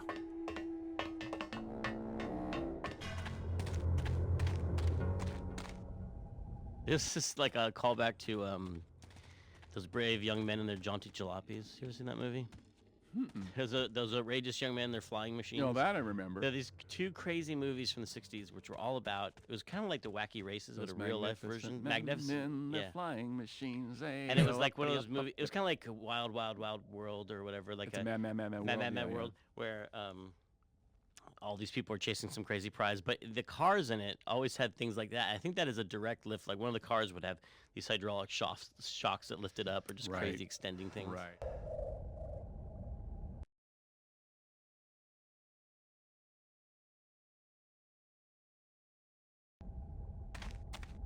It looks like they'll tear you apart and build with you a human throne. Their buck-toothed king, what once was you, but now is gone. This key unlocks the gates of hell. Steady traveler, use it well.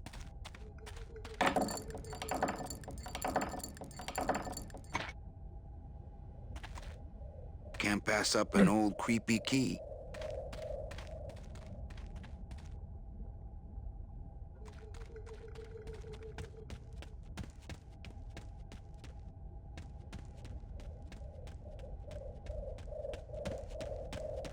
Yeah, the director's commentary is really fun.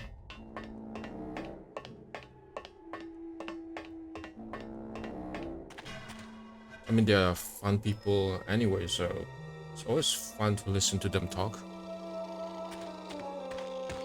Well, this is the area that...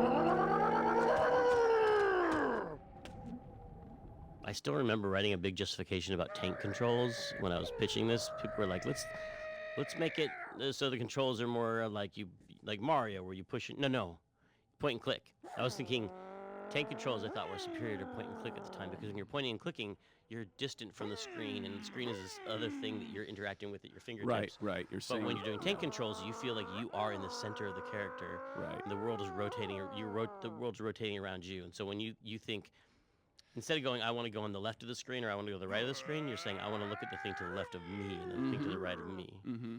And now, I don't know if that was necessarily the right decision, but it's a good piece of evidence that you can sometimes make a really good argument for the wrong decision. And that's something to watch out for in life. You know what I mean? Like, you can make a really compelling and, in fact, win an argument. Oh, yeah. And be totally wrong. Winning an argument has nothing to do with being right, that's for sure. Exactly. It's just being able to make a good case.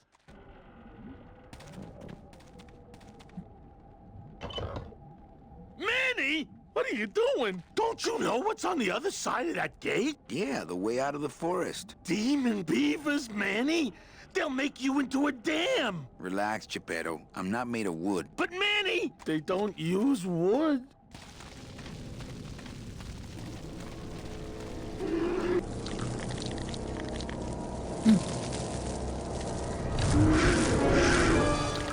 Hey!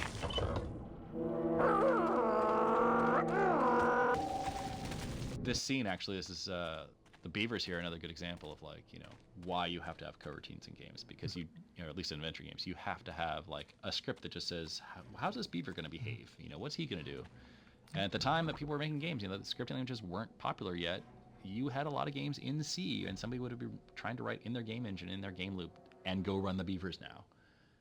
And in a scene like this, you had to be able to take that and say, this is how a beaver behaves.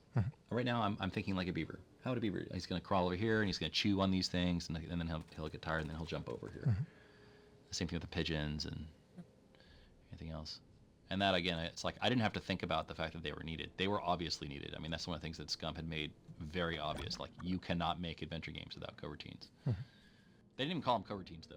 I mean, we didn't even know what to call them for a long time until, I mean, Threads. They were just threads, yeah. And actually, well, that was one of the early experiments. I actually tried to use actual Windows threads, because this is a Windows game. It wasn't a DOS game. This is a Windows game. We can use actual threads.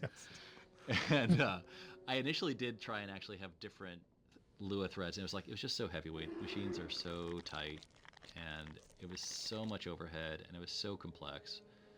And it was like, no, we need something lightweight. It needs to be really focused on what the game does.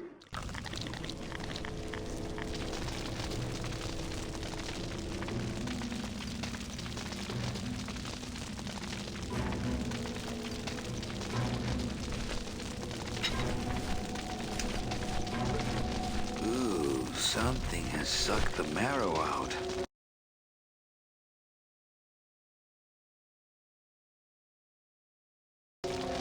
We were like, what is the flame source for the beavers? And they're like, well, they have a nuclear core. They have a nuclear core, so they're thermonuclear flaming bone beavers. Yeah, you know, I have to say, flaming bone beavers. I mean, you would think that what would be does that remind you controversial. of? Yeah. A band name? Maybe. Yeah.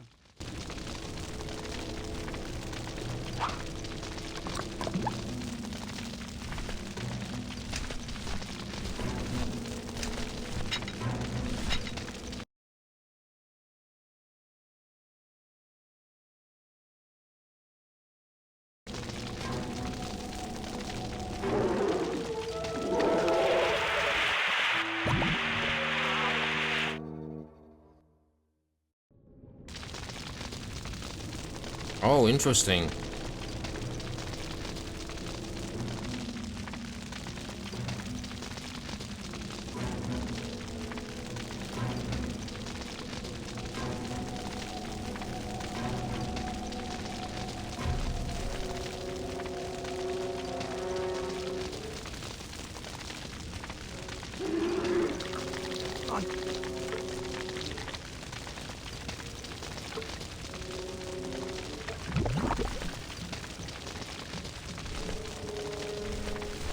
It's the key to the gates of hell, I seem to recall.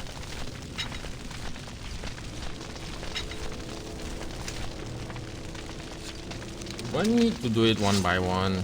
No, My scythe. I like to keep it next to where my heart is.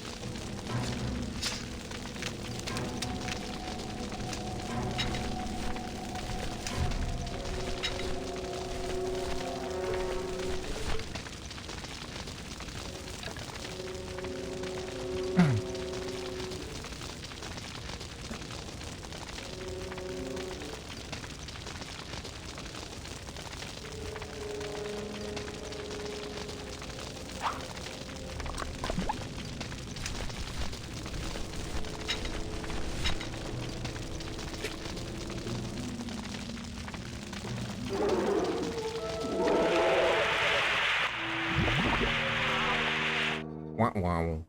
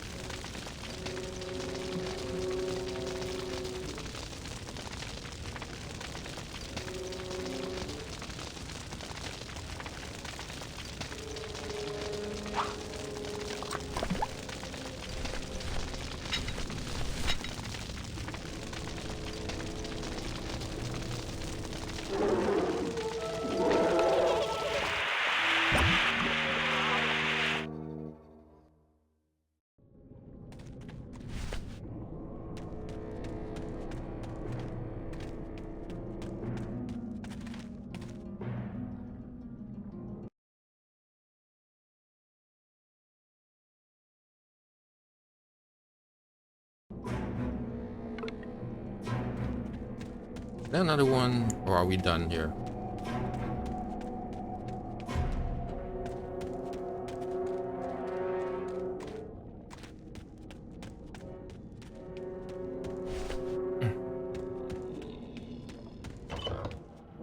Out of the way!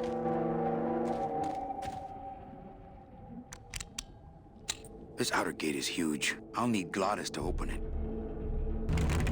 Manny, I don't know if I like driving over people. They can't feel it, they're dead. You're dead? I wouldn't want to drive over you. That's because you and I, Glottis, are friends. Aw, Manny.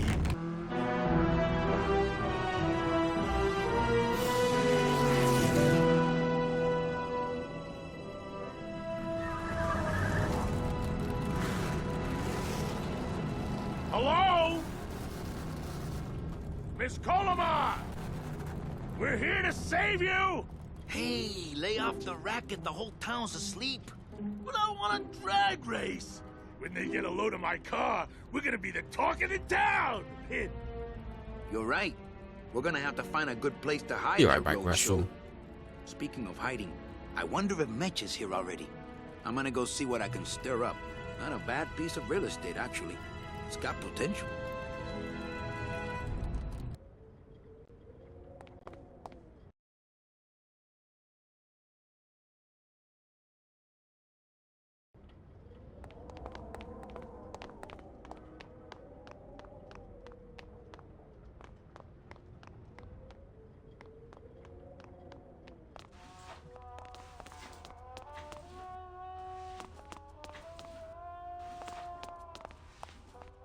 Mr. Flores, I'm ready to take you now. Manny Calavera, is that you? Didn't you used to be taller? Well, I'd better... If you say so, man. The character Celso is played by a really funny actor called Peter Lorre, and when he came into the studio on the first day, he had this real look of apprehension about him, and it turned out the word in Hollywood was that Grim Fandango was code name for Star Wars Episode 1 casting.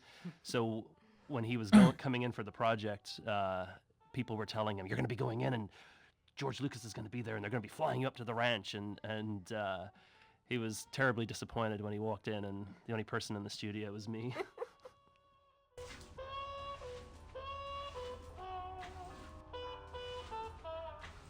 I'm here to reclaim that walking stick. I broke it over the head of some hideous monsters in the forest. What are you doing here? Well, if you must know, it's about my wife. I got word that she passed away not long after I, and that she too was crossing the land of the dead on foot. It is said that all lost souls come to Rubacava, so I came here to wait for her. You must love her very much, Celso. Yes, this is true. Of course, she also has all of my money. I'm looking for a woman named Mercedes Colomar. Well, no one's come through town by that name, and you can take it from me. I, too, am looking for someone, so I watch the comings and goings around here very carefully. How do you know your wife hasn't gone ahead of you? Oh, Manny. If she had arrived here first, surely she would have waited for me. I'll help you find your wife. What did she look like? Oh, here. I got this from the DOD and made copies to hand out. Isn't she something? She must have been beautiful with skin. Weren't we all? So, know a good place to stay in town? What's your price range? Somewhere around the high end of nothing. Then maybe, young man, it's time you started thinking about a job. Can you get me a job here? Have any skills? Sales. Well, that does qualify you for a certain position, but we only have one mop. I'm sorry, Manuel. I've got to get this place ready to open. Right. I'll let you know if I see your wife. She'll be the one asking for her beloved Celso.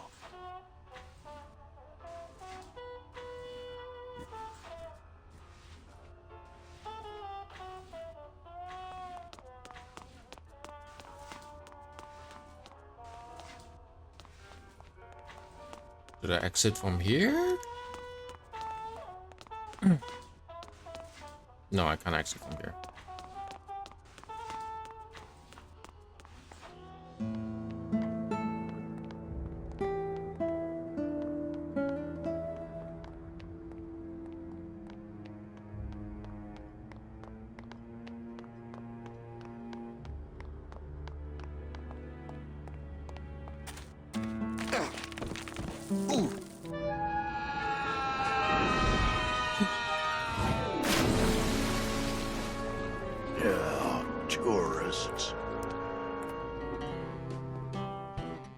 You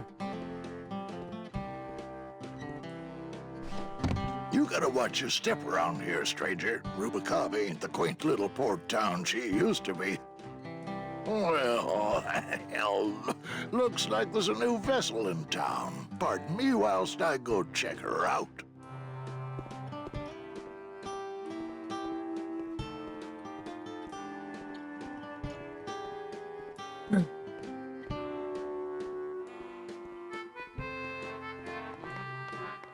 Well, actually, it's mostly I really wanted to have this moment of Lasco bonding with Glottis, not like through the magic of cars, and talking about engines and stuff, and cars bring people together. Talking about engines. Well, because I never had sports. Internal combustion. I never liked sports. I was not into the manly unifier of sports, but the Me neither. but cars you can talk about with the toughest of dudes. That's true. That's Like, true.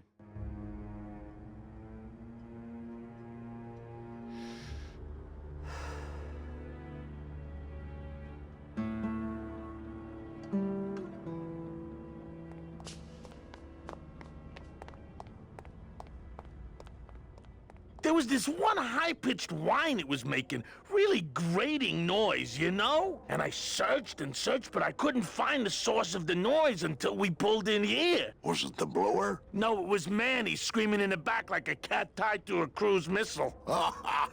That's a good one. Hola. Hey, Manny, Dockmaster Velasco here says he's got a place we can dry dock the bone wagon for a while. Oh, yeah.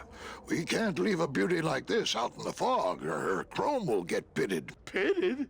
Did you hear that, Manny? You folks gonna stay in Rubicava for a spell? I might be here a while. Is there any work in this town? Well, there's lots of work down at the docks, but it's all union work. And I just don't see you in that union.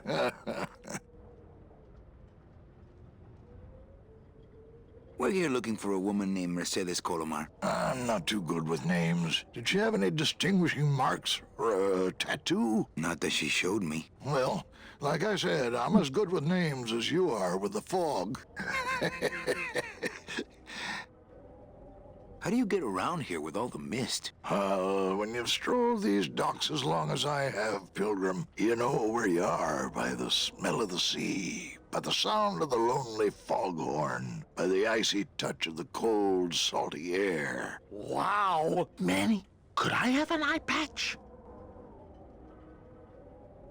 Can I just ask, what is under the eye patch? Because I know it's not an eye. Oh, well, when I was alive, I had an eye patch like this. This one's just for the phantom pain. And that one eye socket used to scream like a banshee when the trade winds blew, so I plugged her. Hey, Manny, we were in the middle of a conversation here. Hey, okay.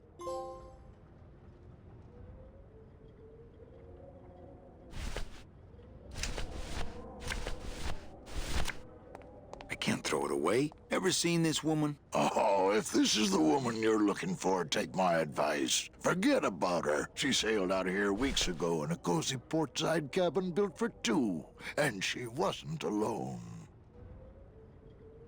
How do you know she sailed out of here? I don't believe it. It's a tough break, Junior, but you gotta face it. Here, look it up in my port log if you want it in writing. 6 weeks ago on a Tuesday. Ticket for two, paid in full. I cracked the champagne on the bow myself. Hey, Manny, we were in the middle of a conversation here. Hey, okay. Look, I know how you feel, son. Once I lost a very special lady myself. I waved to her from the docks as she sailed out of port, and I never saw her again. What was her name? The SS La Mancha was her name, but don't make me talk about her, because I just can't do it.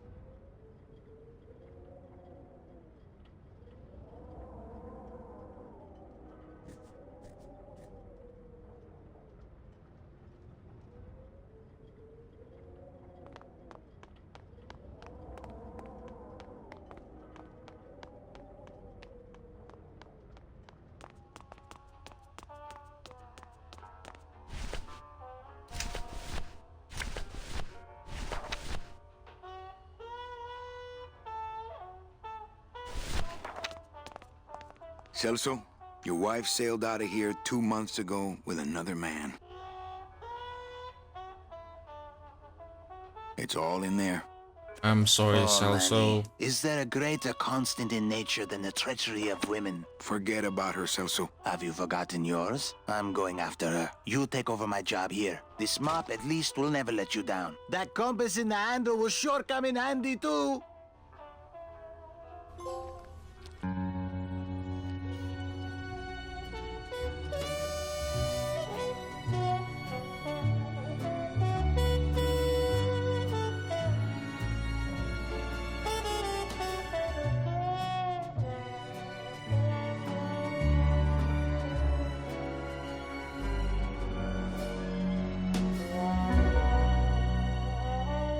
One year later.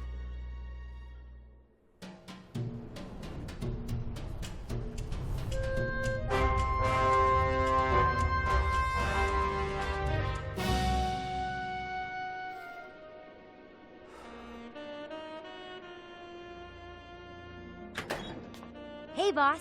You gonna come downstairs? I got a customer asking for you. You know I don't like to mingle with the customers. Well, you may want to mingle with this one. She sounds like your type. Well, looks like a quiet night in old Rubacaba.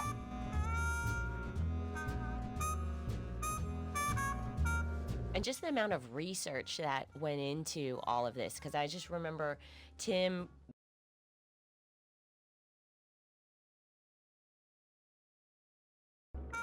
and just the amount of research that went into all of this, because I just remember Tim going to every film noir movie ever, and we would just all the time there would be something to do, and he's like, want to go to the movies? And it was just, I mean, you can see it, the dark shadows, and then the music. I mean, everything is just so film noir and really pulls you in. Yeah, I remember us all going to see Casablanca.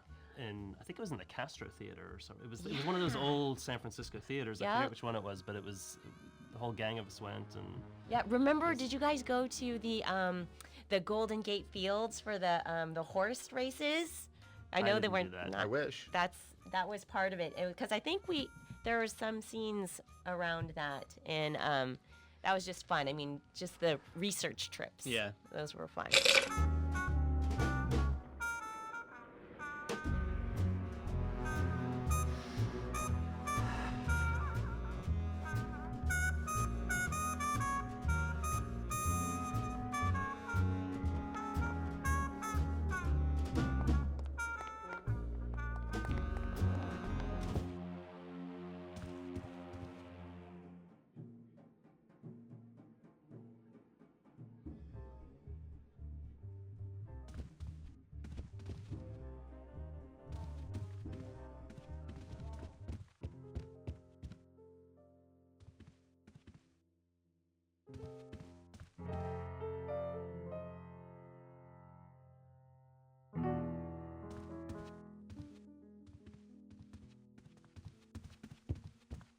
Evening, Lupe. Hi, Manny. Oh, Lupe. I have to tell you about my new organizational system for the coats.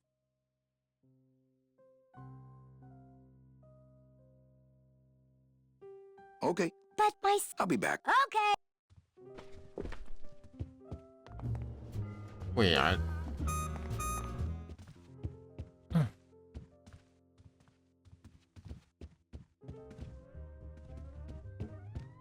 Oh.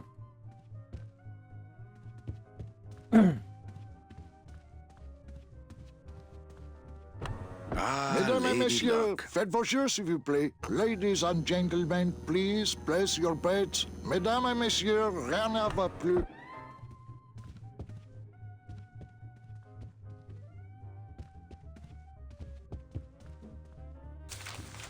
My wartime communications from Salvador. He's been sending me messages like this for the last year. Agent Calavera, I have word that you arrived in Rubacaba safely. This is great news, as your service to the LSA may now continue. I am pleased to report the successful hatching of the eggs you liberated. The hatchlings, which Eva has named Manny and Meche, are quite healthy and eager to serve our cause. With luck, My next letter will be borne to you across the sky by these young gossamer wings of truth. For the revolution, Salvador Limones. I'm not Salvador done reading it yet, Limones. but maybe later.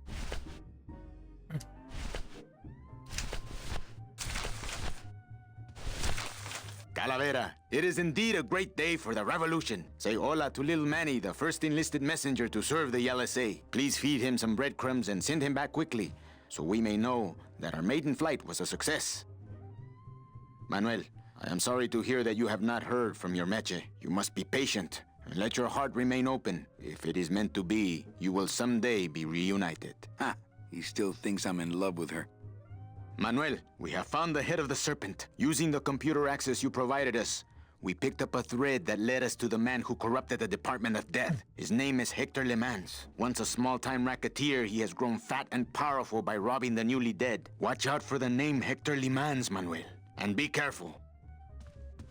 Dear friend, our movement now has true momentum, and our numbers are rapidly growing. Much of this is due to our communications and intelligence systems, both of which we owe to you. In light of your contributions, I would like to announce your promotion to Special Agent status. I, Salvador Limones of the Lost Souls Alliance, salute you, Manuel Calavera. You are a great ally in this noble revolution.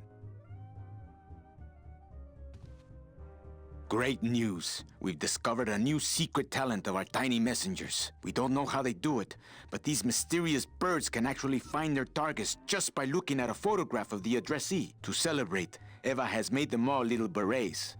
I'll send you some pictures.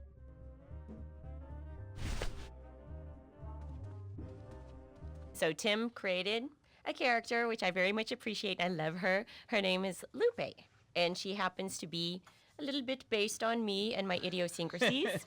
And so when I remember one time we were hanging out, and he told me, he's like, see, how can you tell me that I don't understand our relationship? Like, I can write about it. And I was like, what are you talking about? And he said, see, she's super organized. Nobody listens to her, but she has a lot of really important things to say. And see, we need her, and that's what you realize. That's awesome. So I was like, oh, I love you. And she does karate kicks. That was the best, like, because I like to punch people. And so if you notice, sometimes, I don't know if they have it in here, but she punches in the air. She does air punches. That's awesome. She was really easy to cast because I had such a great frame of reference for her. Oh, nice. Thank you. I hate to say this, but I think I did not finish the game before because I didn't get the year one thingy.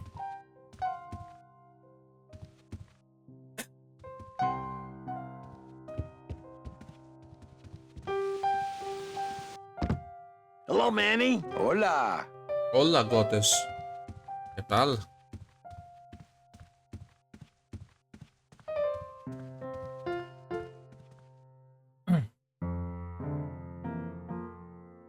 Quiet night, huh, carnal? Day of the Dead ain't good for business, Chief. But last night, remember last night, Manny? Oh, wait!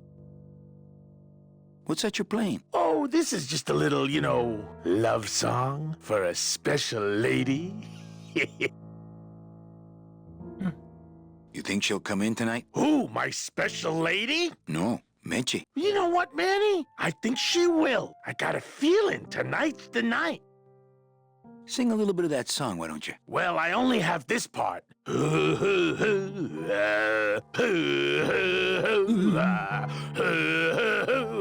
Bone wagon. I like it. Later. Out. You know, when we leave, I'm actually gonna miss this place. Aw, Manny, why can't we just stay here? We got our fancy club, we got 3 squares a day. Max lets me take the bone wagon out on his kitty track once a week. Plus, we look good in these clothes. Gladys, I can't live in this world forever. It's not where I belong. I've gotta find Meche and help her. Because if it weren't for me, she'd have been on that train a year ago. Okay, Manny. Well, I'll let you get back to practicing. I don't need to practice, man. I'm good.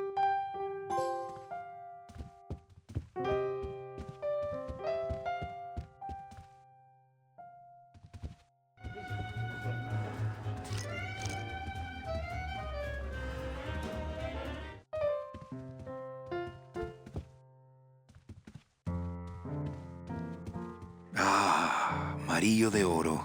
A very fine liqueur filled with solid gold flakes. Yes, I better take this with me for safekeeping.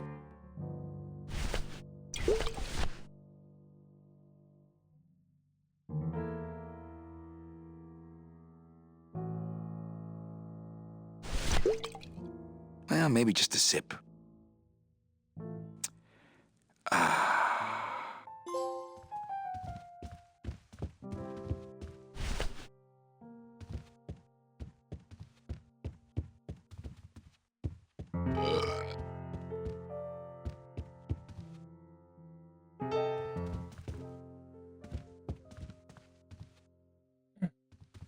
Evening, Lupe.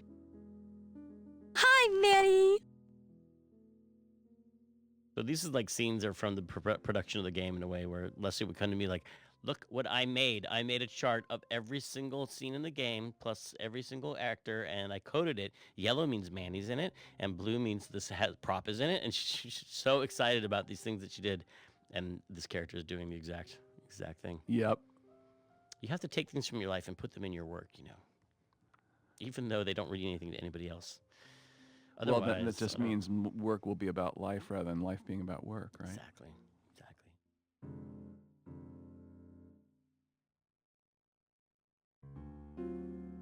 Think she'll come in tonight? Manny, you ask me that every night. What am I supposed to say? You're supposed to say, yes, I think tonight's the night. Yes, I think tonight's the night that you finally go nuts from waiting for the grand entrance of Ms. Mercedes Colomar. How's the flow tonight? We're dead tonight, Manny. Everybody's back home for the Day of the Dead, I guess. Except for the casino. The casino's hopping. Why is it that all the people who don't go home are the same people who just love to gamble? Well, I guess when you've got nothing to go home to, you've got nothing to lose. Hey, we should put that over the door.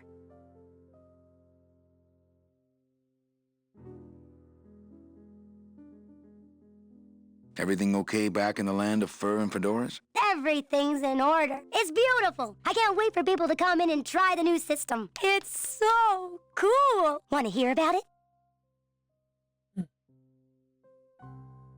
Okay. Yay! Okay, I found all these plastic tiles in the back, left over from the automat, and guess what? They all have numbers on them. So what I'm doing is, I give one to everyone who checks a code in and... Manny, you're not even listening to me. I go to all this work organizing your coats, and you don't even care. Lupe. Forget it. Don't pretend to care. No, I want to hear. Hup, no. I'll tell someone else about it. Someone who cares.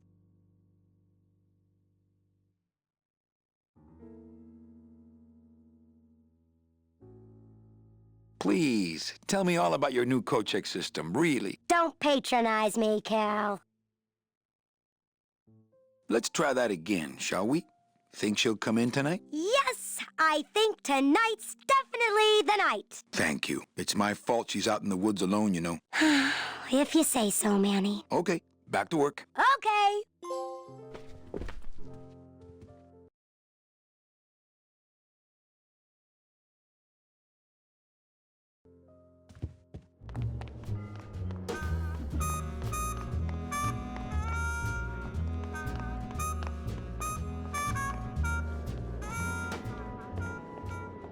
Meche? Manny, help me. I've been lost for so long. Why didn't you look for me? I did. You ran off. Why? Because you said I was no good. I've been all alone in the world for a whole year. And it's all because of you!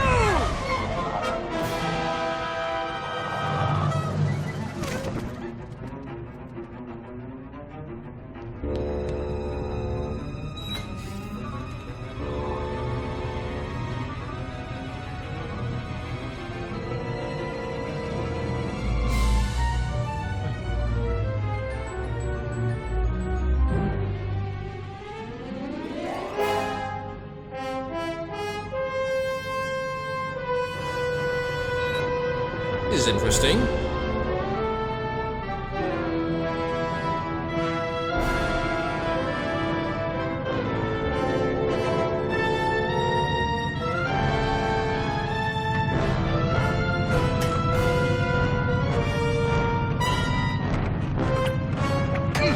Oh no!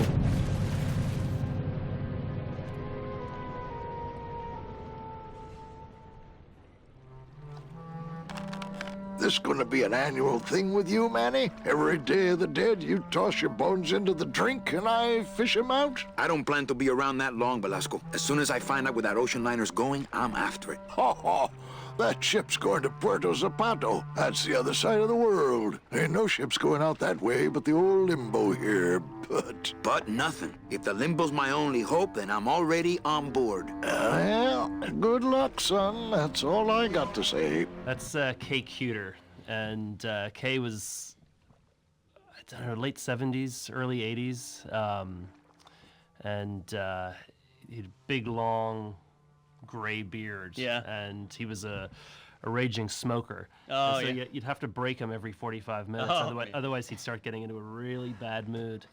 And on one of those sessions, we were doing. He plays the croupier later on, where he speaks French and English. And it's just he delivers the numbers.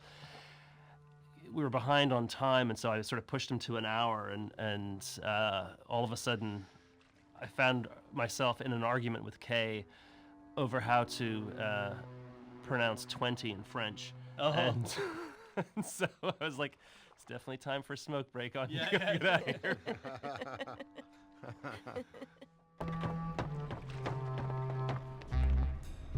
No, I don't want to come here.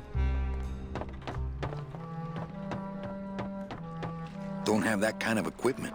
It shone pale as bone as I stood there alone, and I thought to myself how the moon that night cast its light on my heart's true delight, and the reef where her body was strewn.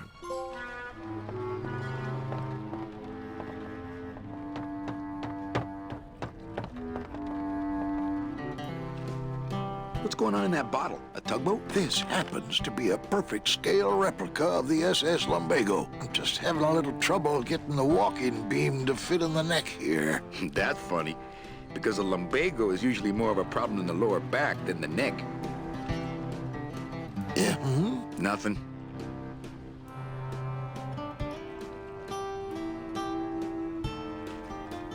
All right. On what? On the Limbo, man. Let's go. Manny, the Limbo's not a passenger ship. She's small cargo, son. And every hand on board works. I'll work. What are your skills? Sales and restaurant management. Oh, hey, there is one opening on the Limbo's crew. Yeah? Yeah, it's in the engine room. And your buddy Glottis would be perfect for it, but he'd have to get his own tools. What kind of tools does Glottis need? Authentic CB equipment only.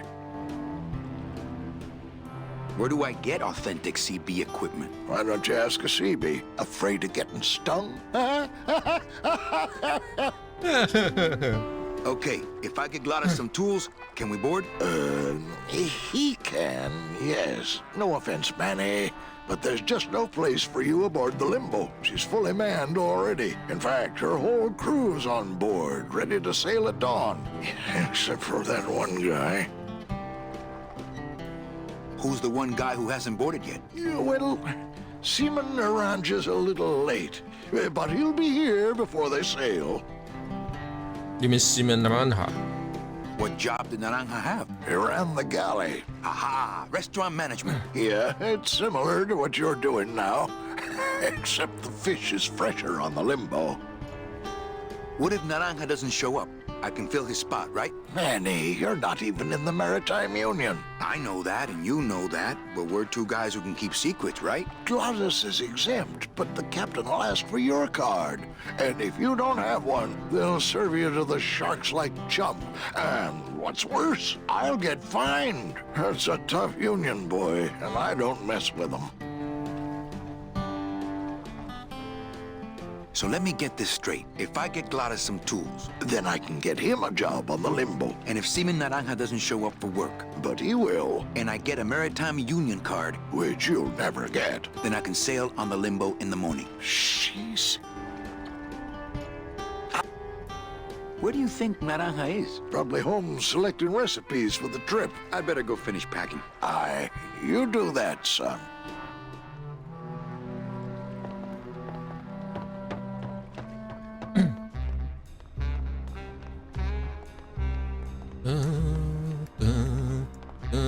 We definitely should give a huge shout out to Peter Chan. Oh, Peter Chan, yeah. Yeah, He's I'm great. still jealous of that guy. Chan the man. I know. Just when those packages would come, it would just be like Christmas, and you'd open, you'd see those, and you just think, oh man, and he's a nice guy too. You know, The weird happy thing about family. that was I never experienced like the delivery of the package Oh. firsthand, but I still got excited about Yeah. it. No, they're beautiful, and he's such a sweetheart.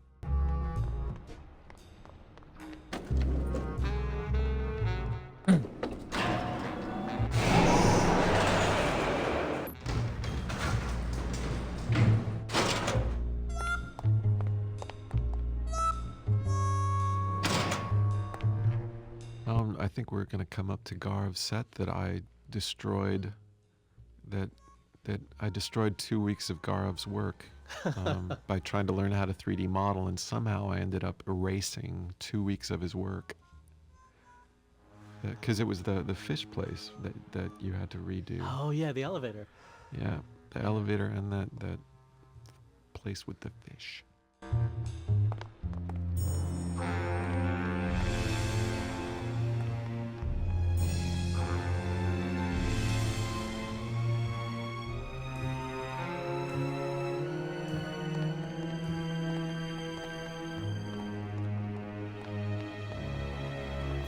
I remember at the time it was a big debate, like, should we require P100 or P133, like penny 100, penny 133?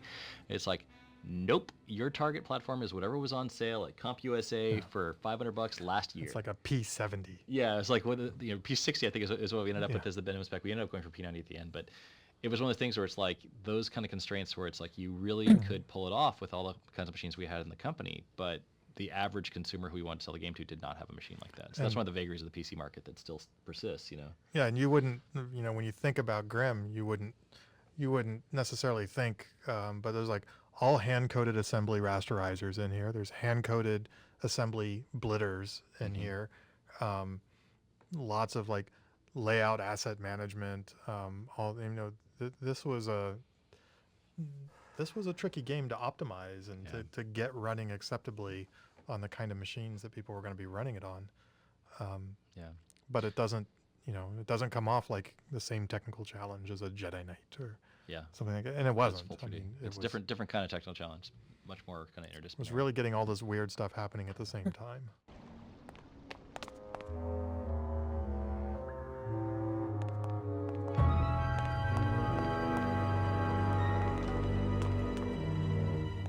I think I'm at the wrong place. Maybe I should come back later.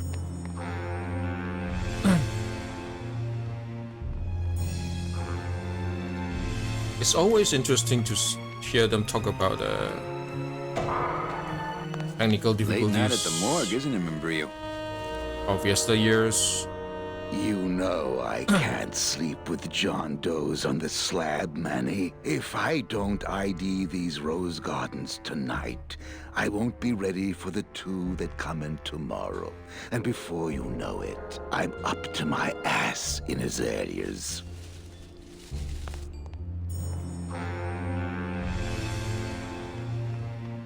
Man, I really want to go back and play more. I want to play more retro games.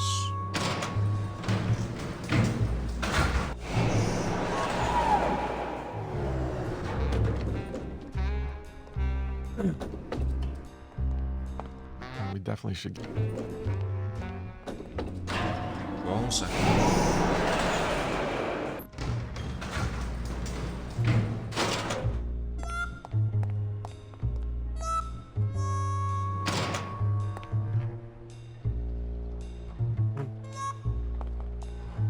Yeah,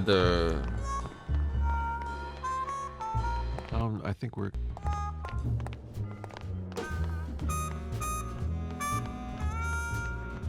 The tank control is very annoying.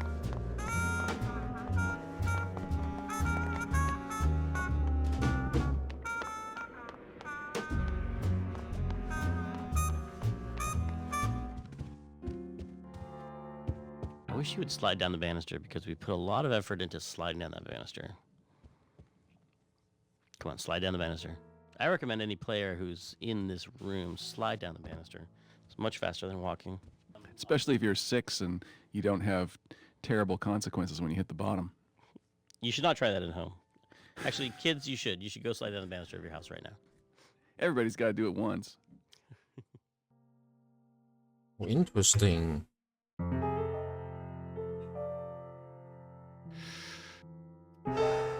Apparently, I do not have a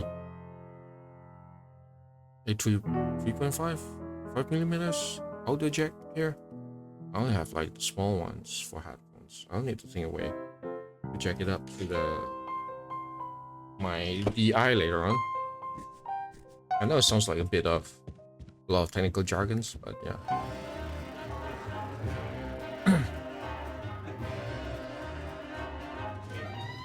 I know him. Oh wow, I forgot about that mural. That was supposed to be sort of really good. Oh well, thank you. I did that. Did you? No, I did, but it was based on like a Gustav Klimt. Gustav Klimt, yeah. But then I also did those really bad textures on the roulette wheels and the. Oh, they're fine. Oh, no, but I remember Adam Schnitzer actually getting angry at me. He was like, "Don't paint light in the paintings." Who got angry with you? Oh, not really angry. I mean, he only hit You probably me. felt the same way as when Tim said, "Mandy's not cool enough sliding down that banister." Yes. Just make it cool.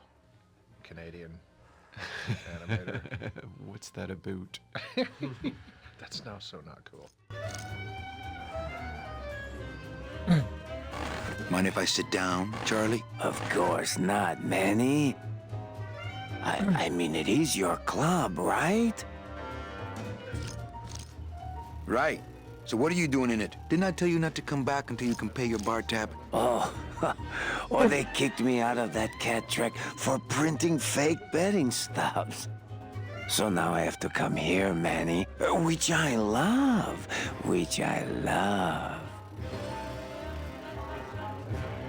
How did you print fake betting stubs? With this. Isn't she beautiful? The last time I was incarcerated, I shared a cell with the most dishonest con man I ever met. He was strictly small time, and I managed to steal this from him quite easily. Thanks. You never know when this may come in handy. Hey, give that back to me, Manny. Maybe once you settle your bar tab, eh, Charlie? Oh, Manny. What else can you counterfeit? Nothing. Anything. So can you make passports? Manny, you still think like a living man in so many ways. No soul needs a passport. We are all citizens of the same nation, and our king rides a pale horse. So no passports? No. No, that little hologram is so tricky, you know? How about driver's licenses? Sure. Just, give me a recent picture, $50 in, about 2 weeks, okay?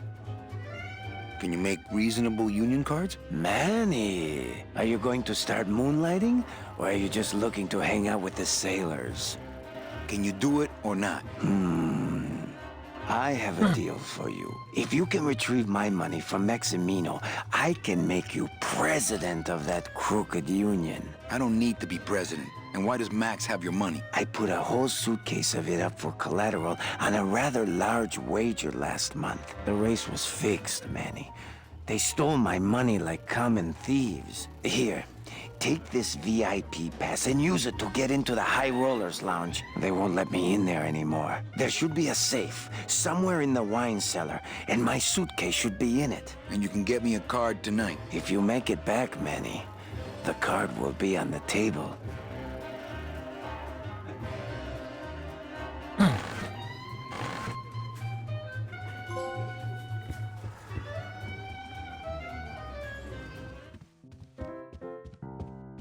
Okay, can I ride the banister back up again? No.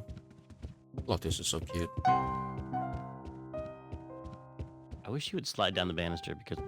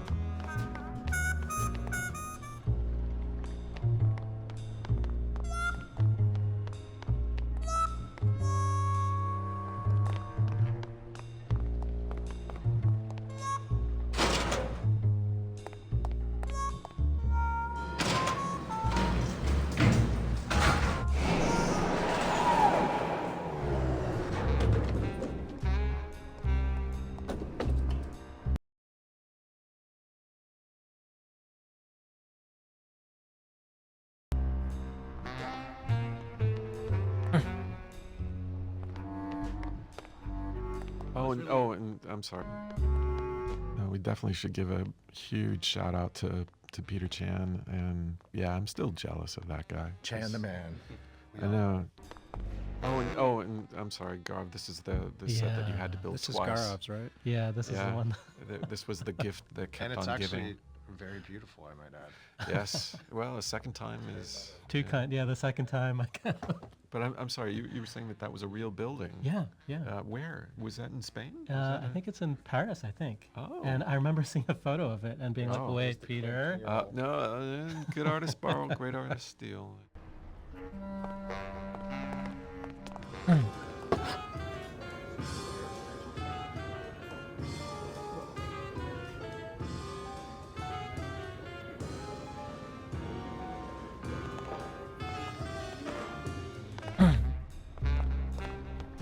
Blue just doesn't have the zing of Calavera Cafe, you know?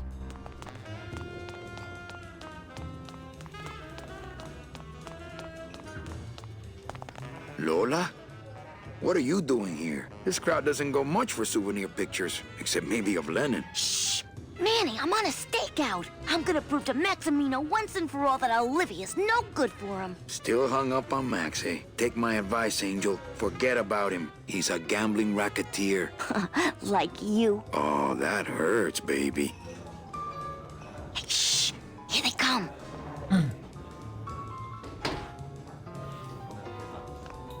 Come on, sugar. How about a kiss for the road? Oh, ick.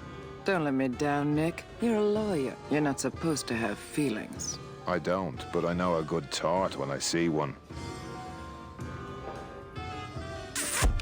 Hey! If Maximino sees that, we're going to end up in matching terracotta pots. Don't be silly.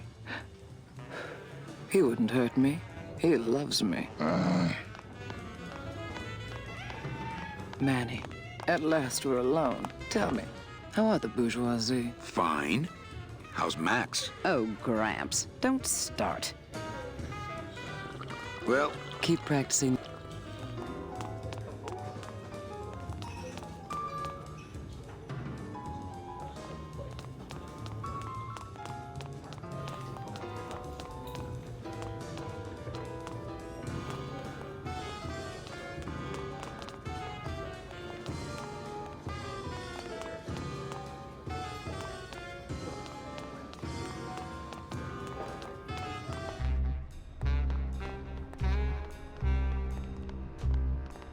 Where am I supposed to go there?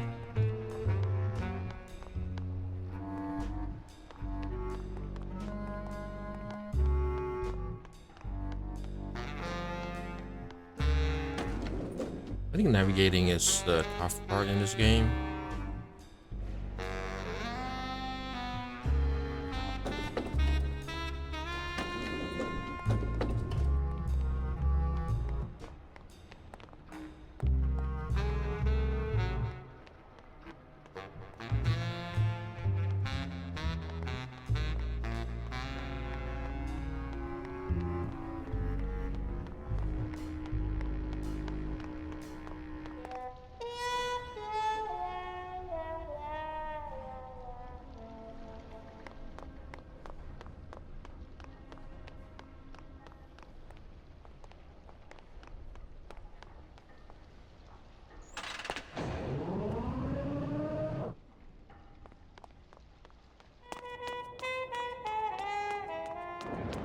And it looks like Abercrombie.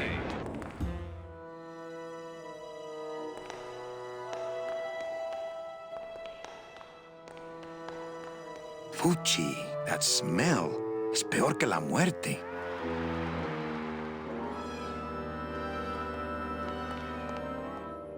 It says revolutionary design leaves can edges safe and smooth for Kitty.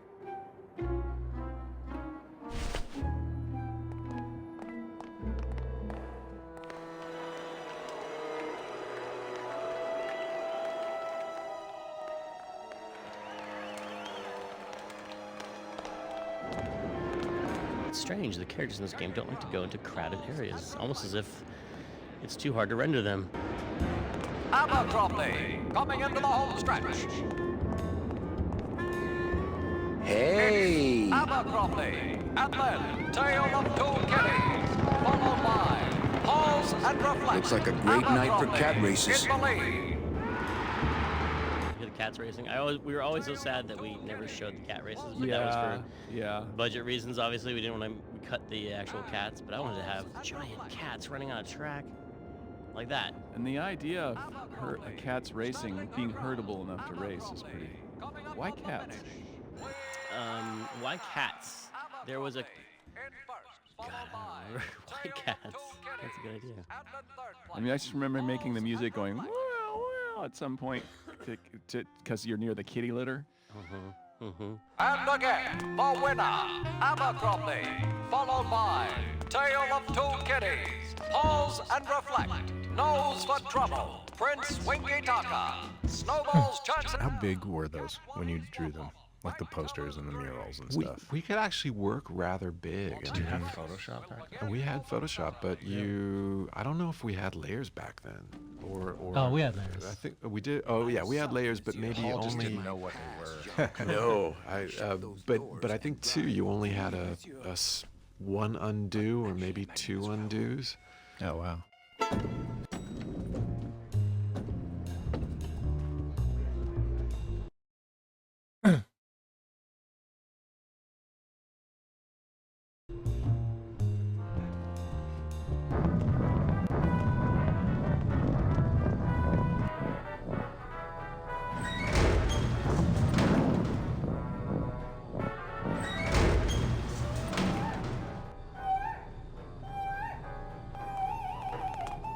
Look, oh, I really hope...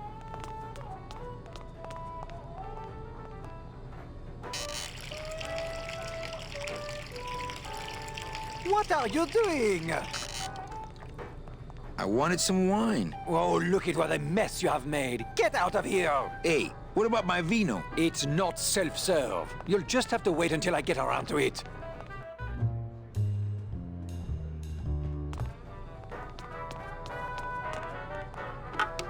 Looks like a turkey baster.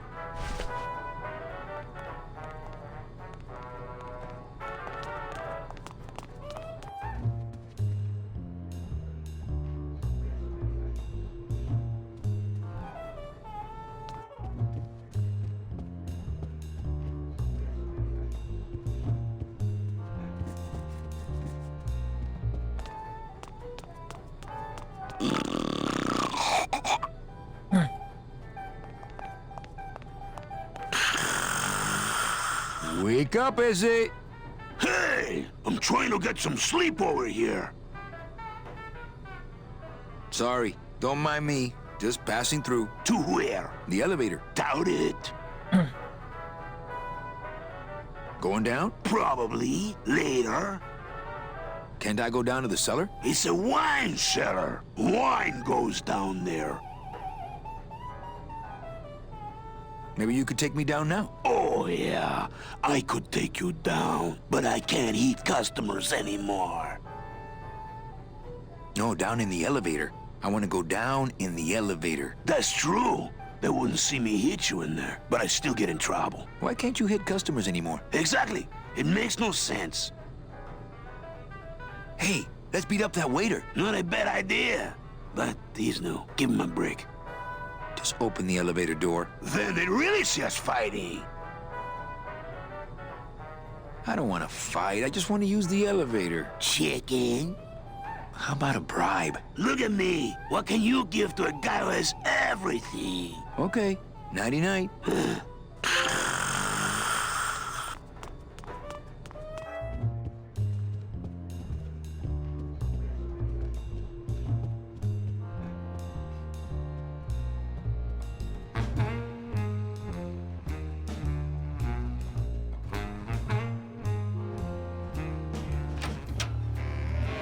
Rubikava is named after a girl I knew in the 4th grade.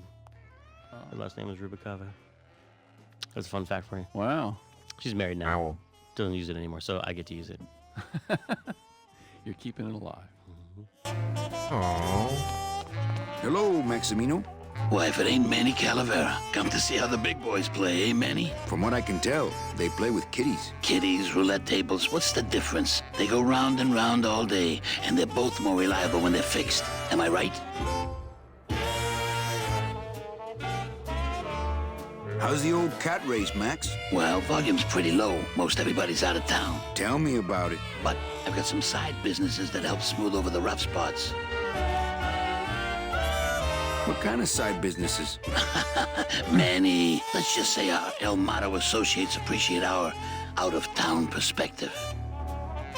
You know, you got a pretty nice setup here. You got a good little club yourself, Manny. Not as nice as my girlfriend's, of course. Did you say your girlfriend? Hey, Manny, don't pretend you don't hear the gossip. It's not a secret anymore. Olivia and I are officially an item. Well, I just saw Olivia and Nick kissing. Manny, we all kiss here. We're all one big family, you know? No, I mean kissing, Max. Manny, Olivia and I are in love. Nick Virago's been my trusted counsel for years. You shouldn't even joke around about their character like that. It could make me very angry. I'm not joking. That's enough, Calavera. I mean it. Now, let's talk about something we can agree about. I'm here for Charlie's money.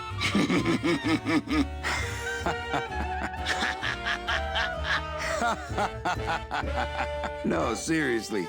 He says you have a lot of it. Oh, I got a lot of it, but none of it's his. I like the new blimp. Yeah, I decided. What happened to the Olivia? Imagine you try to impress your girlfriend, it goes and crashes, explodes and burns on your own track. And kills her favorite cat, too. Not the kind of thing that makes the young girl's hearts go aflutter. I'll tell you that twice. Your new waiter's got quite an attitude, even for a snooty waiter type. Hey, Manny, when you put labels like that on people, it's like you stick people in these little boxes and never let them out. I'm leaving town tonight. That's great, Manuel. No one needs a vacation more than you. Get out of town. Forget about that Meche woman. We're all in little boxes back home, Max. 6 feet under. Now you're talking like the town coroner, Manny. Cut it out. Well, I'll let you get... Just kidding.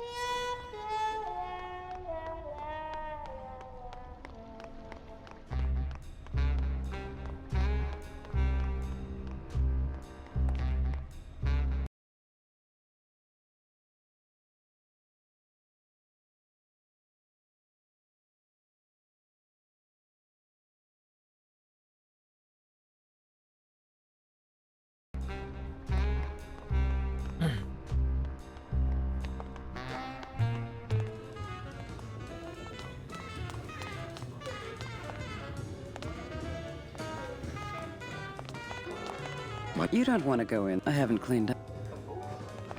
Mind if I go? You don't want to go in there. I haven't cleaned up yet.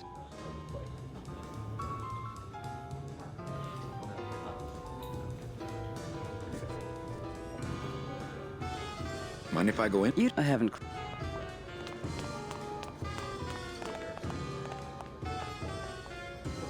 But don't you see? When the government fades away, so will our troubles. Ah, nonsense. We will always need some armed force to fight off the return of capitalism. That sort of fascist thinking is as dead as you are, comrade. When we get rid of all the guns, that's when people will begin to self-police. And the public opinion alone will keep them from committing crimes. Hola, trust funders. Hey, look who's making the scene. It's Manny Calavera, the Beat it, Dinner Jack. We're talking about things you wouldn't understand, like truth.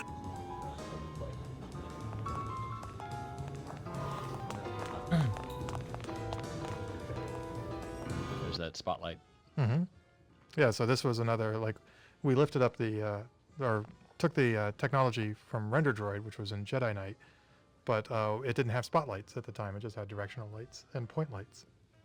So that was actually one of the very first things when when I got hired onto the team, which I was brand new to LucasArts, and Tim and Brett brought me in, and my first thing I was like, I'm gonna put in spotlights because I know how to do that, and it's gonna matter, and that'll be my stake in the ground.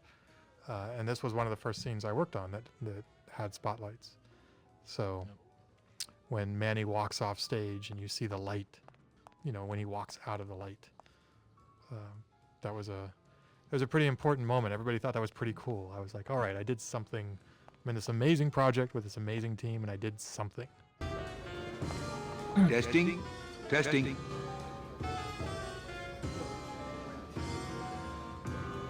Good evening. I like to read a poem. Dig this real. Painkiller. Pain. Killer. Absolution. And forever. The end. Gracias. Muchísimas gracias.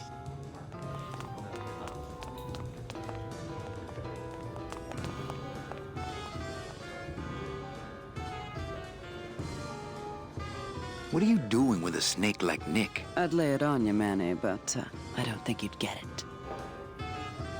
Messing around with your boyfriend's lawyer is pretty dangerous. Oh, maybe I was wrong. You do get it. Open mic night seems like a big hit. It always takes those timid souls a while to get up the nerve. Maybe it would help if you went up there and started things rolling. Oh, Manny, read poetry in my own club? That would be like this whole place was just a big temple set up to worship me. Oh, come. Dig this real. Painkiller, pain, killer, absolution, and forever.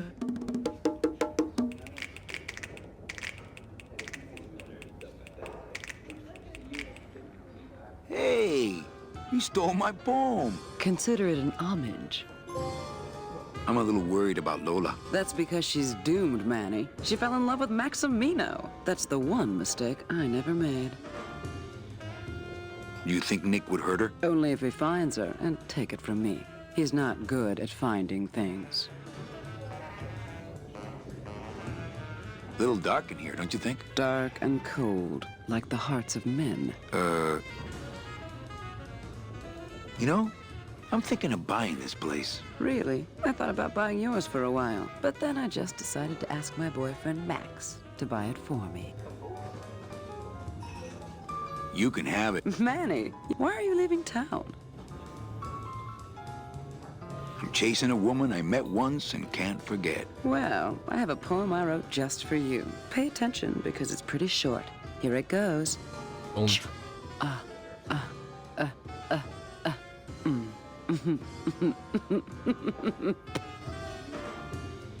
Hey, how about another poem? Okay. Alive, we slept. Life's just some rapid eye movement. In a warm, cozy bed. Buried, we wake. The flesh dream is over, Daddy. Now that we're all crazy dead.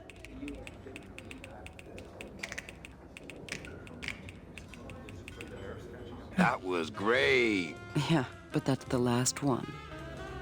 Well, keep practicing that.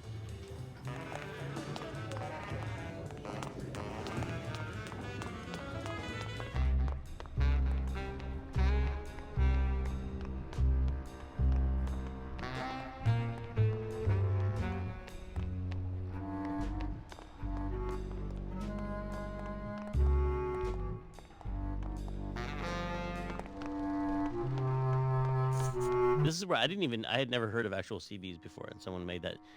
I talked about how they could be these bees down there, and they're like, oh, like sea bees, and I was like, what are sea bees? Yeah, they were a Navy thing. Yeah. And wait, does that come from the letters CB, like? I don't know. Or construction brigade or something. Yeah, good. Like Jeep comes from General general personnel vehicle. Yeah. So, Could be. and this bee is called Terry because of the character from On the Waterfront, Marlon Brando's character named Terry. So that's where we got all that stuff. Interesting. I never know that.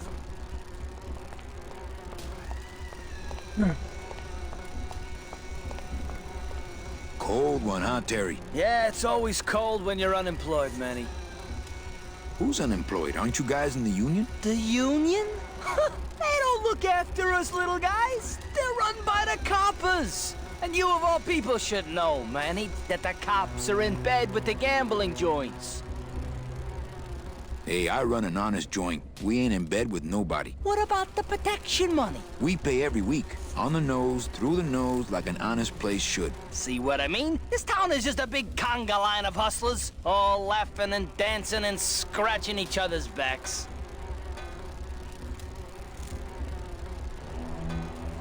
Why aren't you guys up there working? You don't know the deal down here on the docks, do you, Manny? If you want to get the jobs, you have to pay the unions extra dues. And that ain't cheap. We don't pay, and so they put us on barrel duty. Why don't you just pay the union off then? We got our pride, Manny. We're straight stingers, you know? Not to mention we just don't have any cash to spare now that we're not working. I mean, it's like a problem where, the solution makes the problem, worse. Like a catch-22? Yeah, wow. I wish I knew words like that. If the union is crooked, why don't you register a complaint? That's a good one, Manny. Did you hear that, guys? He thinks we should register a complaint. I think you're just a bunch of complainers. You don't know what it's like, man. Every day we come down here, we try and make an honest living. We find out that you gotta be a crooked bee to win down here. He knocks the pollen out of you, man. He makes you weak. You bees are being exploited. You should do something about it. Yeah, what can we do? We're just a handful of unorganized drones. We don't know nothing about nothing except just how to take it on a chin. Since you're not using your tools, think I could borrow them? Well, we sold them to feed our families. Then how are you ever gonna work? I told you things were messed up down here, Manny. I told you. If the cops own the union, and gambling's in bed with the cops... Yeah, and then who really runs the gambling, right? Well, no offense, but Maximino is really the big boy in town, obviously. But word is, he gets his orders from some hardcore gangsters in El Mero. Yeah, that fancy cat track is really just a big laundromat, if you get my drift. Hey, can I borrow one of your union cards? What, are you kidding? You know how much I had to pay Chow Chilla Charlie to get mine?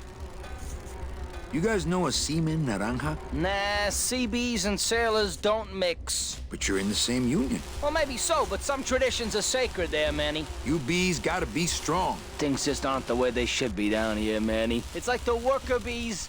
They do all the work, but we can't affect it's like the way that things are produced should be controlled by, we should, forget it.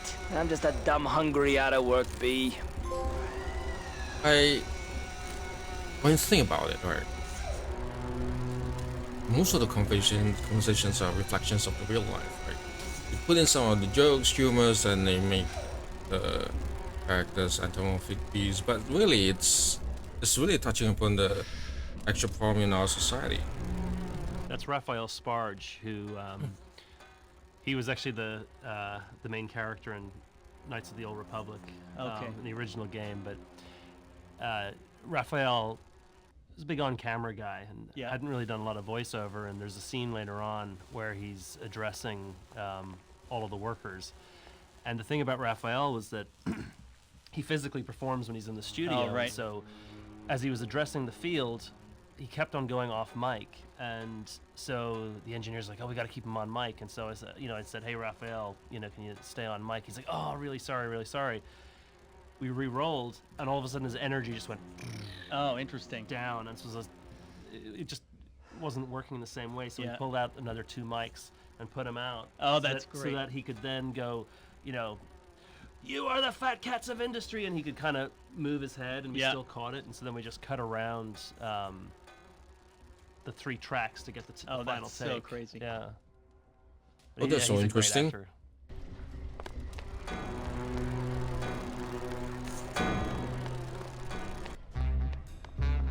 They also had some problems with the mics and audios.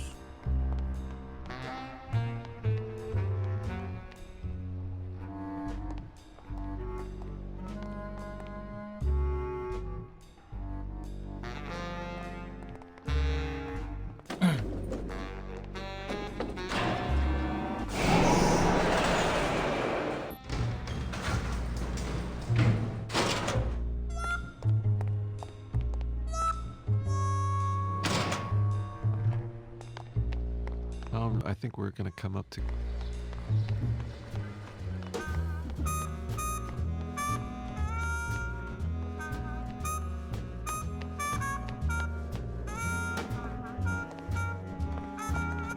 Wait, what is this place?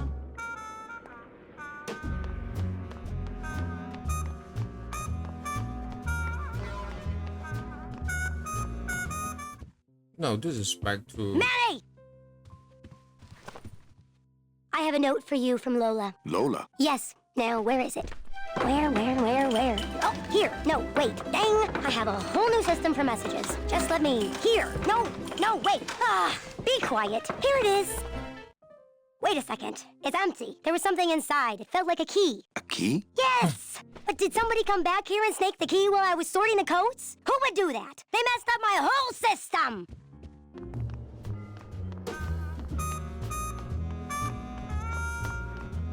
Where was I supposed to go? I think this... Yeah, it's very confusing where to go.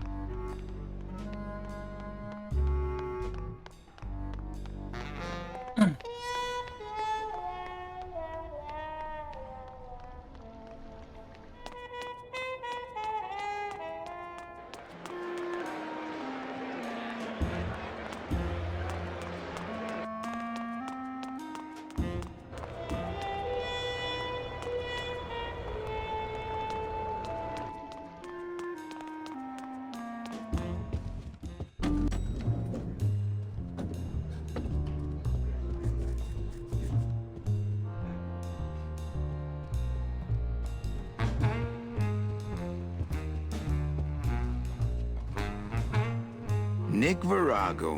What are you doing working in the High Roller Lounge? I would think Maximino's private lawyer would have his own office. I do, but they don't serve drinks there. Got a little lipstick on you, lover boy.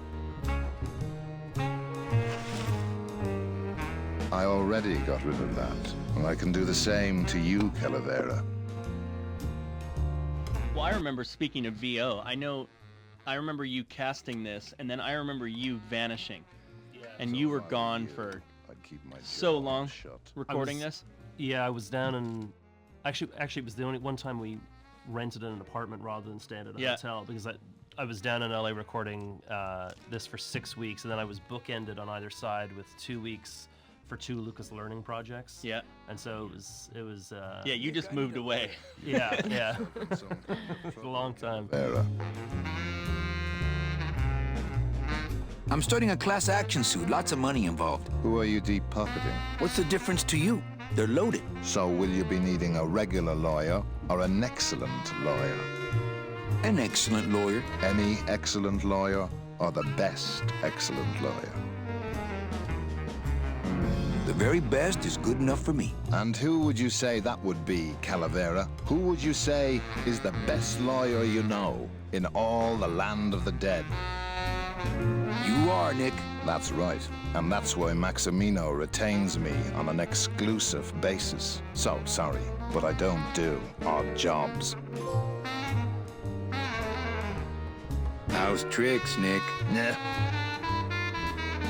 Virago, I really need a lawyer. Well, my dance card is full. So what are you gonna do?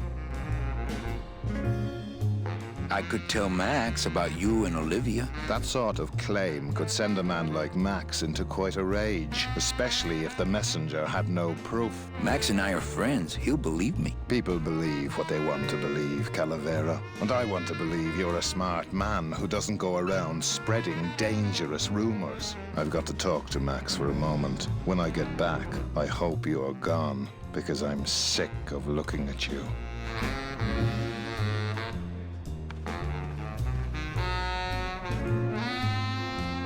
Man, this is gonna get me in trouble. There's something rattling inside. Must be in a hidden compartment somewhere, but I don't see a latch or anything.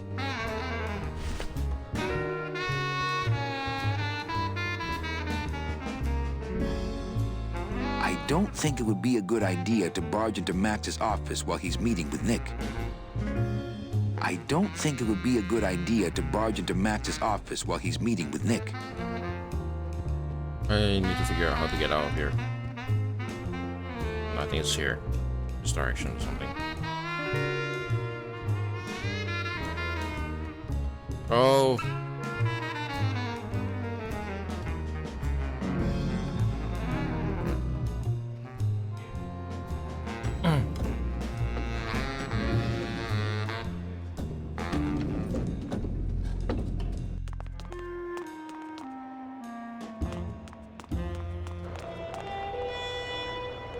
Speaking of database, I mean, that was really how we accomplished so much, right? Is from an organizational standpoint of the music, of the sound effects, and of the voice. And I remember, especially for voice, how critical it was.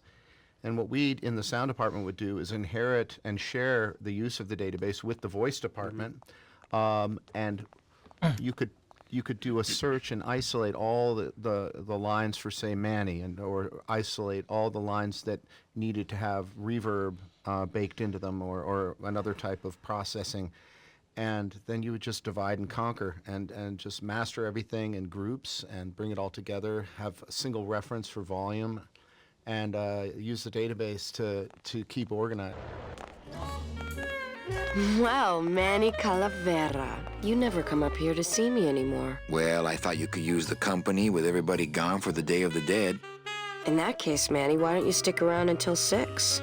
That's when I get off.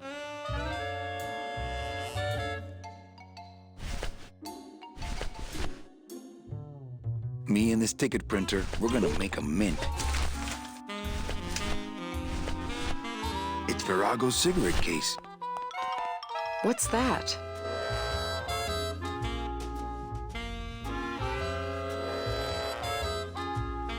Cigarettes? What does it look like? Can't smoke on the job, Manny. What? It's a little something special I bought for you. That's so nice, Manny. But save it for later, okay? When I'm off duty.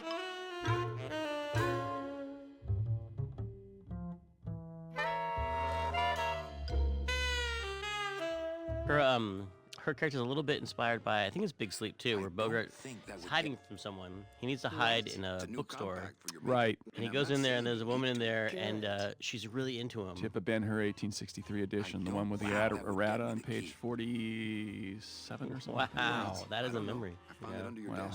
And it's just really, he looks at her, and he's like, she seems like she's really attracted to him, if I remember correctly.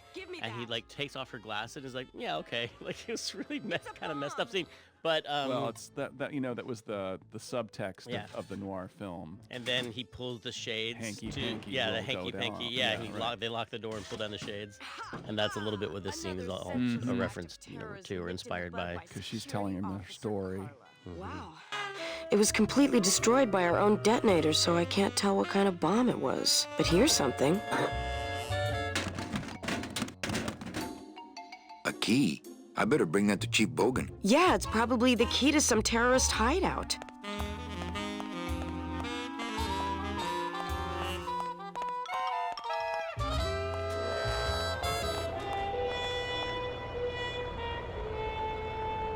Speaking of database.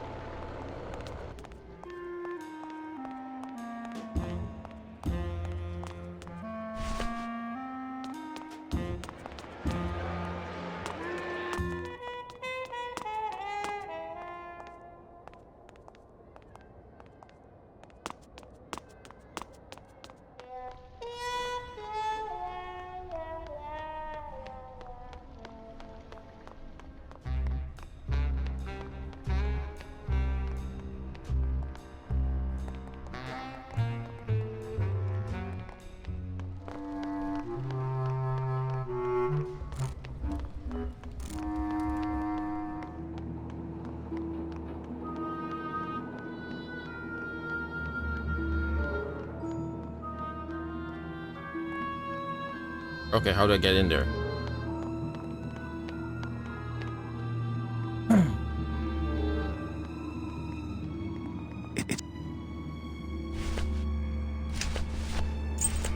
What was Nick doing with this key?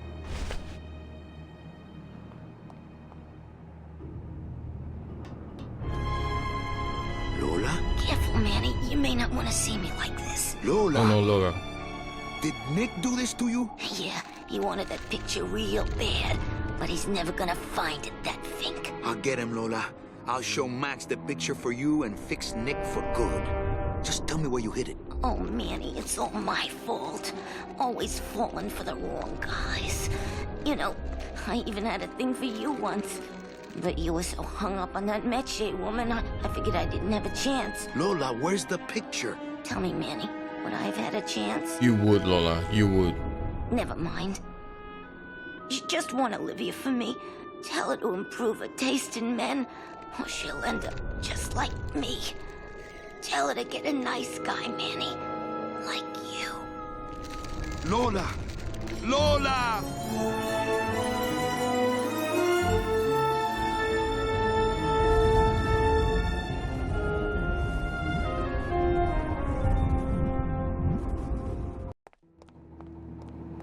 Oh, Lola.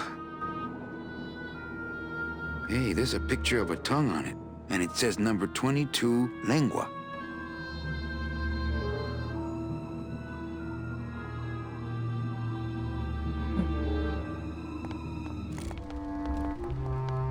I guess this game now feels very Disney, no LucasArts or something. They have similar DNA now. I guess it's the music, right? Not the jazz part, that one just now.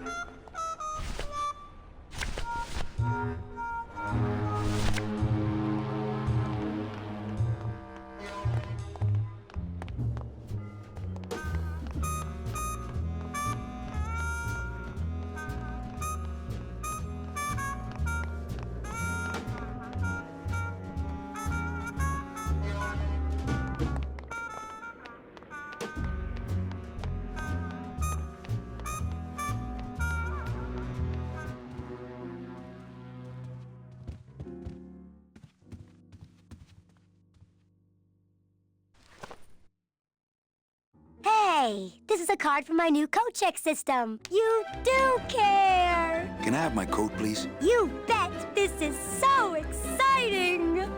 Okay. Hold on.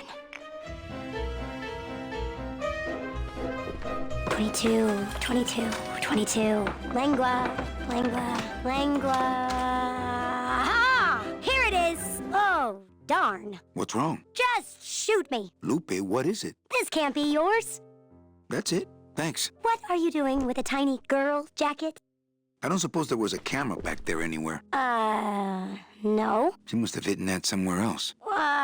I'll tell you tomorrow.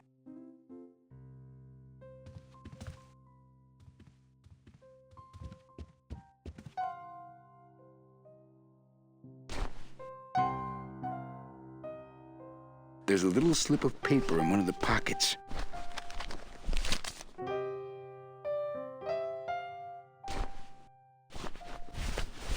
All that this paper says is number... What is that supposed to mean? What is that All that this paper... What is that supposed to mean? Come on, Claudius. Ooh, a request. Request. Rusty anchor. Rusty anchor. Yeah, I think I know that one. If I remember right, it goes a little something like this.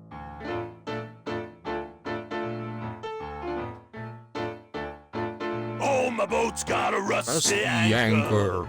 Rusty as she can be. Every port I go, I drop her. But she always come back to me.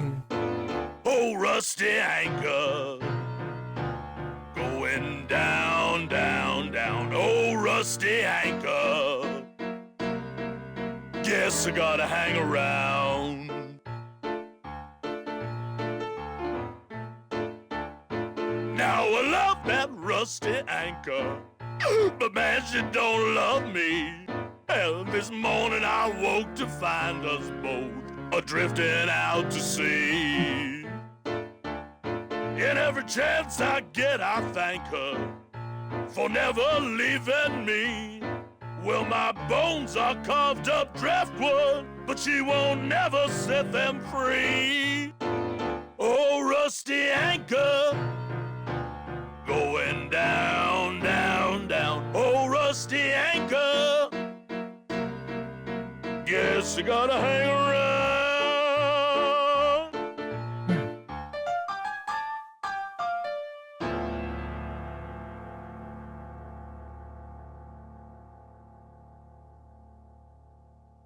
Well, what'd you think? I thought you were created just to drive. Well, over the years, you know, even a demon dabbles here and there. All that this paper says is number 36, the rusty anchor. What is that supposed to mean? It says revolutionary design. It's the VIP pass for the high rollers. Ooh, better not show that to Glottis. Check out this fancy pass to the High Rollers Lounge. Can you believe how full of themselves they are over there? I don't think their place is any more VIP than ours, do you? I don't know. I try to stay away from that place. Really? Why? 'Cause of my problem. Glottis? Compadre?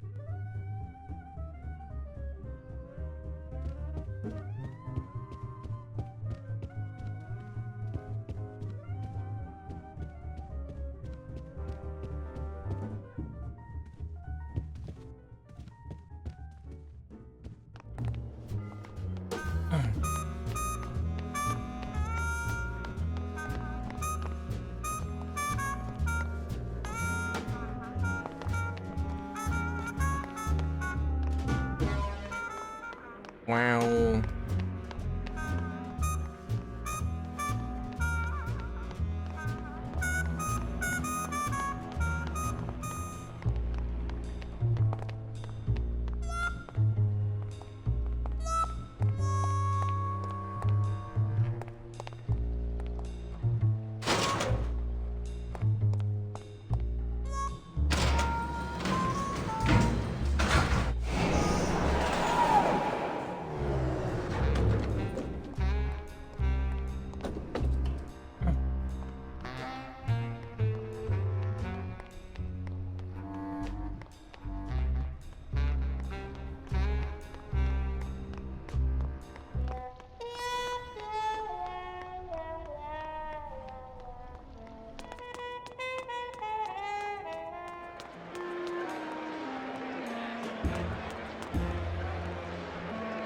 Year 2 is very long. I think it's a lot of going back and forth. Yeah!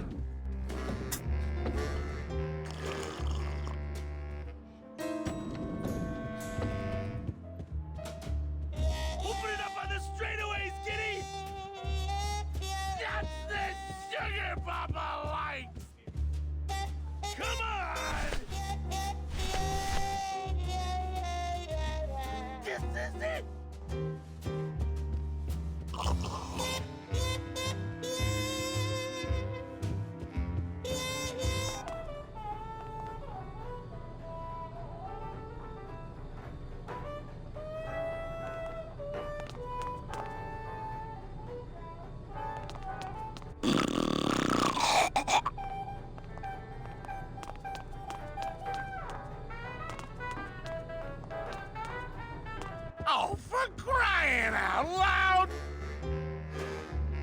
Pretty bad, pretty bad, pretty bad, pretty bad, pretty bad.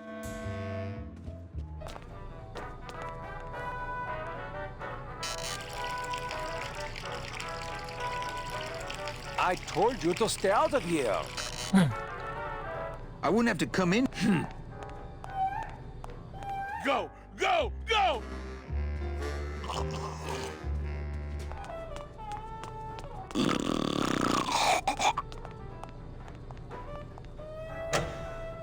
Hey! I'm trying to get some sleep. Sorry about my friend. Oh, he's all right. I can barely get it. Okay.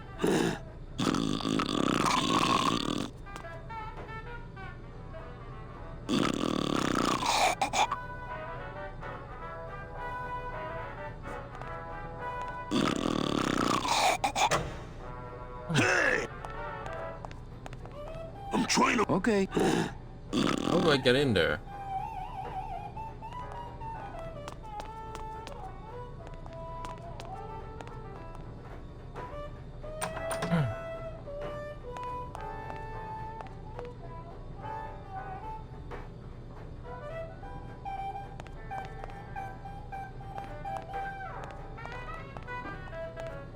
Go, kitty! Where's where? Oh, baby! Almost there!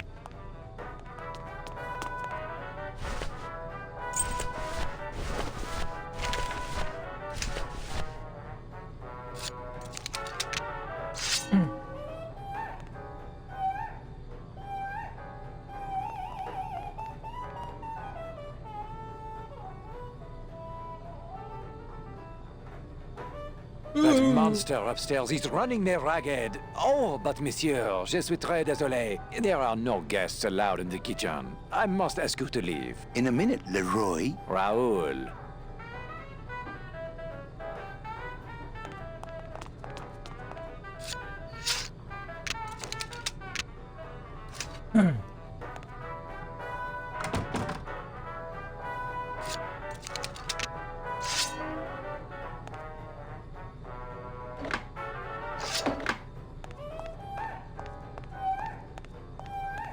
Hello? Hello out there? Could somebody please open the door?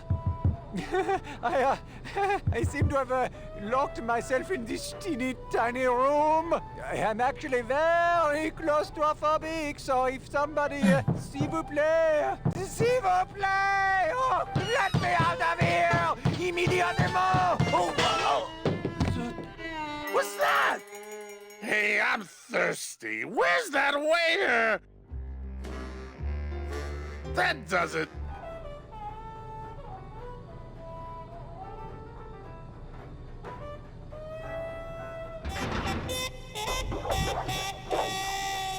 Oh no, Glottis. No.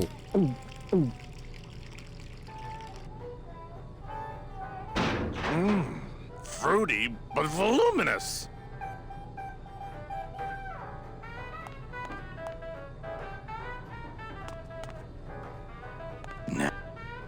Nah, if I let that waiter out now, he'd have me 8-balled from the club. Nah, if I let... There's no opening up here. There's no opening up here.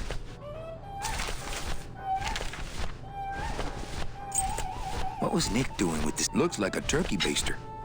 It says revolutionary design leaves can edges safe and smooth for Kitty.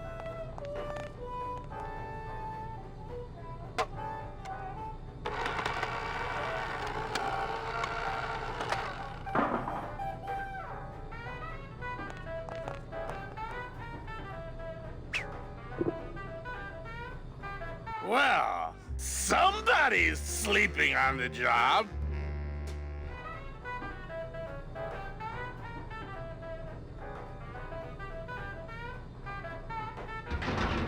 Ah, it's empty. Reuben! Where are you?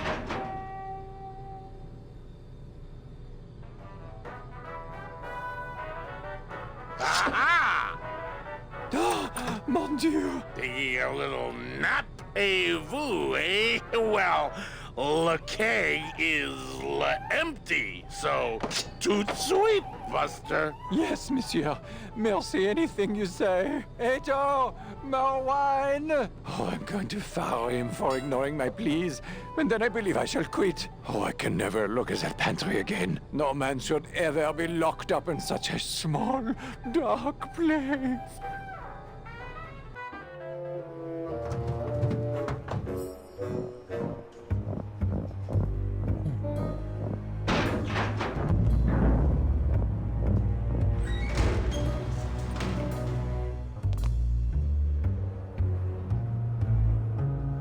So this is one of the parts of the game where a huge amount was cut out. There was supposed to be a gigantic action sequence like there was in all of, I think we cut a giant action sequence out of every year, but there's a gigantic action sequence where there's an animal called the Dillopede that guarded the bottom of the elevator. It was a giant armadillo, and the Dillopede was there to kind of snap at Manny as he came down, and there's this whole sequence where you had to kind of,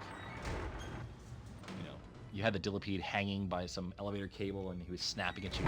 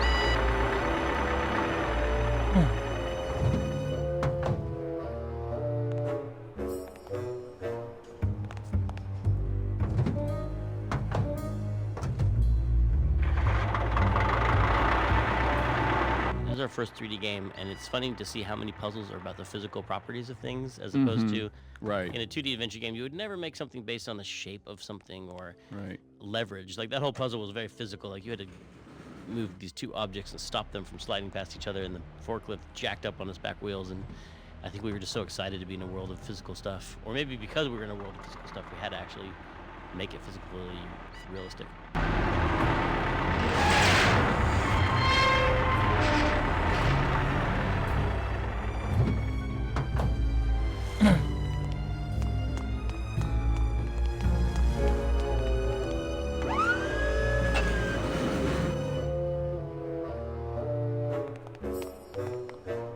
No, and I think this is one of my first sets. Oh, yeah, I remember this is, both of those were, well, it was one of the first ones that I ever modeled.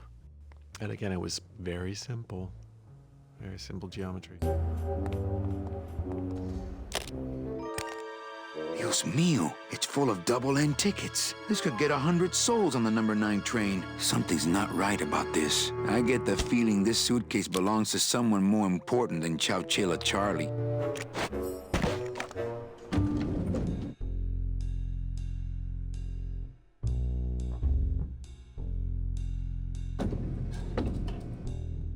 All right, Manny.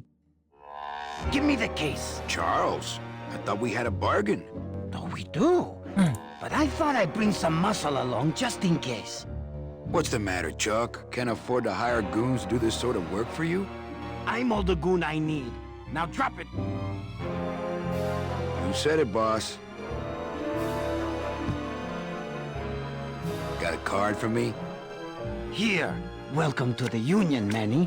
Meetings first Tuesday of every month, and don't forget to pay your dues.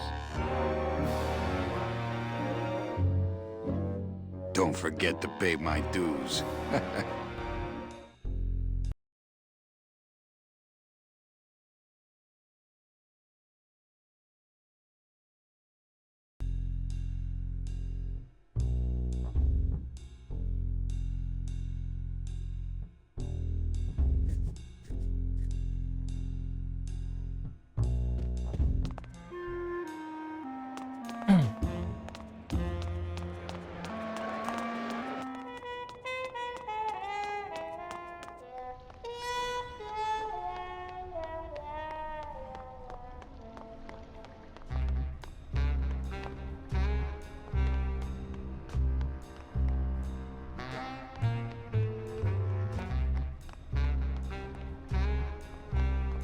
Wow.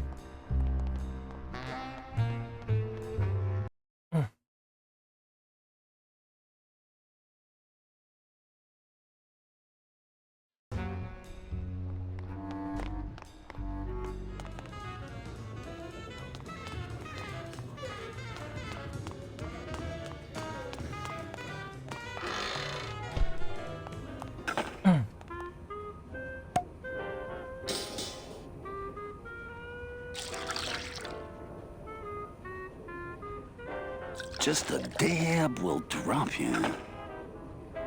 Hey, man, you didn't see me put the secret ingredient in these coffin shooters, did you? Relax.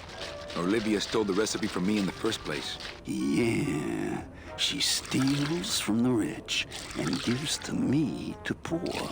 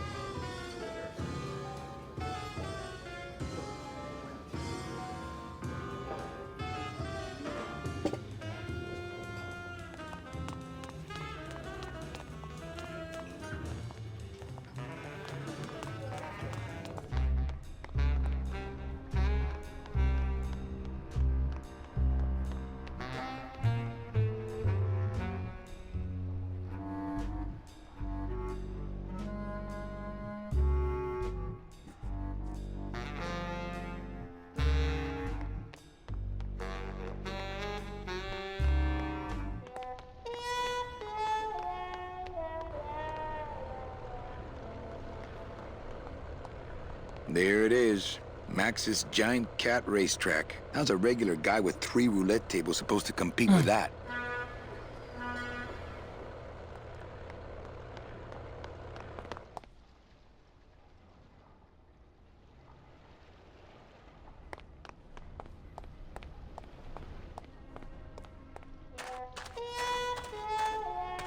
To some extent, Grim Fandango is a bit of a mutt.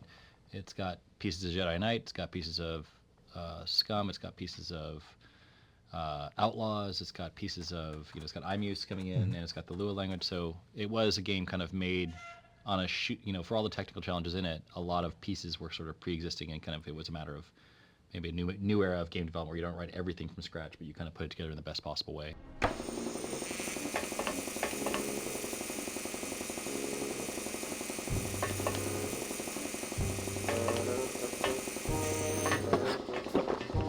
And so that guy, Toto Santos, which is the name of All Souls Day, that was one important casting thing that meant so much at the time. And I love The Usual Suspects.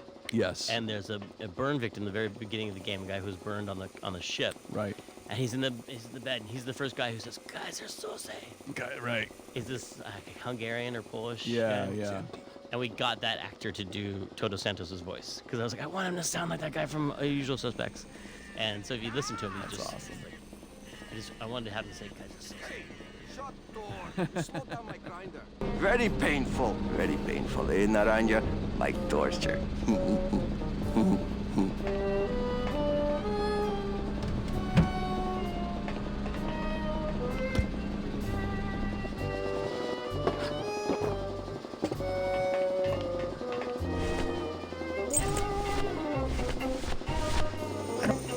I don't really want to do that. I don't really want to do that. I don't really want to do that.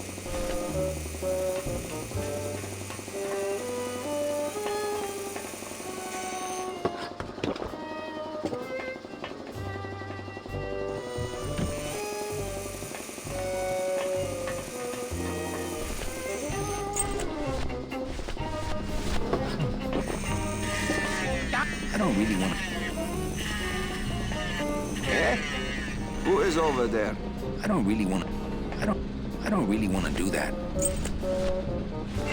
When I am done with Naranja here, I am going to tattoo big floppy ears on the side of your head so people will know what a jackass you are.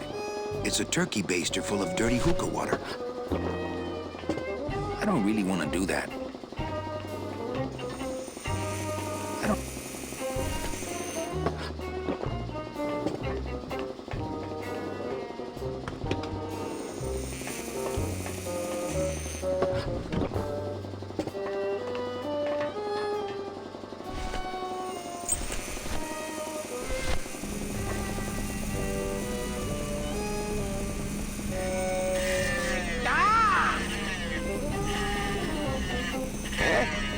Who is over there?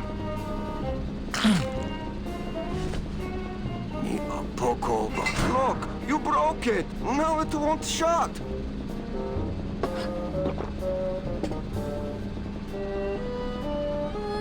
Nemazogia, hold still. What are you, dead? Keifer, wake up. I don't work on drunks. Resek Chavargo. What kind of sailor are you? Can't handle booze, ha? Hogyha te azt gondolod, hogy engemet te nem fogsz kifizetni, te teljesen bolond vagy. Well, let's go. Toto, I got your boy Naranja here. MIA he is. Well, he sobered up. I send him to limbo. Yeah. He'll make it there by morning. Promise. Oh, yeah. That is what I Let's told see him. what you got on you, huh, sailor? You kidding me? Seaman Anselmo Naranja, Ensign, 3rd class. Doesn't look like I you'll be gave showing him up the to work idea in the morning. first place. Tiger can't change his stripes. Go back.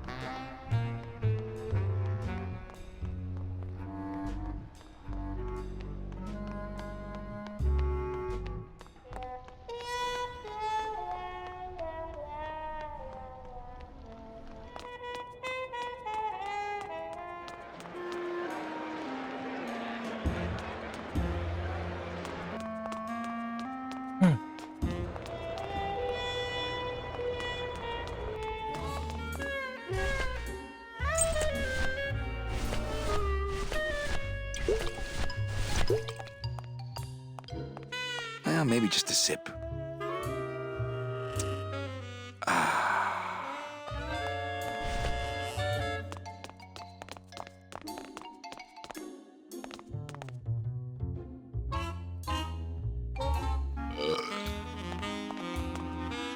Things do look bad, but this chump wouldn't do the trick, unfortunately.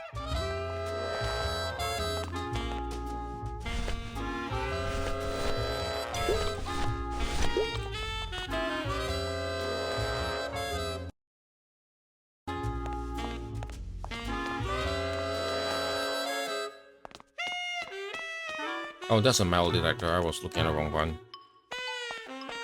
Ooh, I love this part.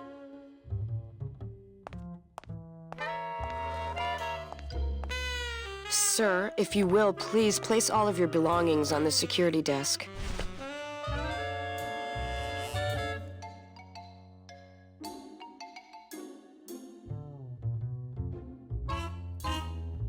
Oh, you're clean. Rats, Manny, I almost got to strip search you.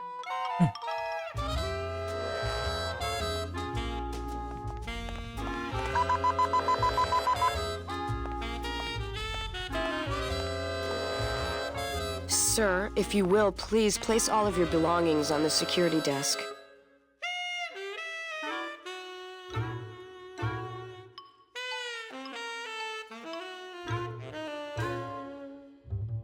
Oh, you're clean. Rats, Manny, I almost got to strip search you.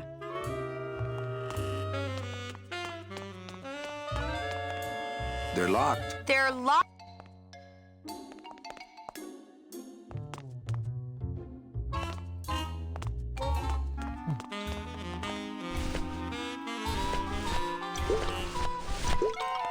Well, maybe just a sip.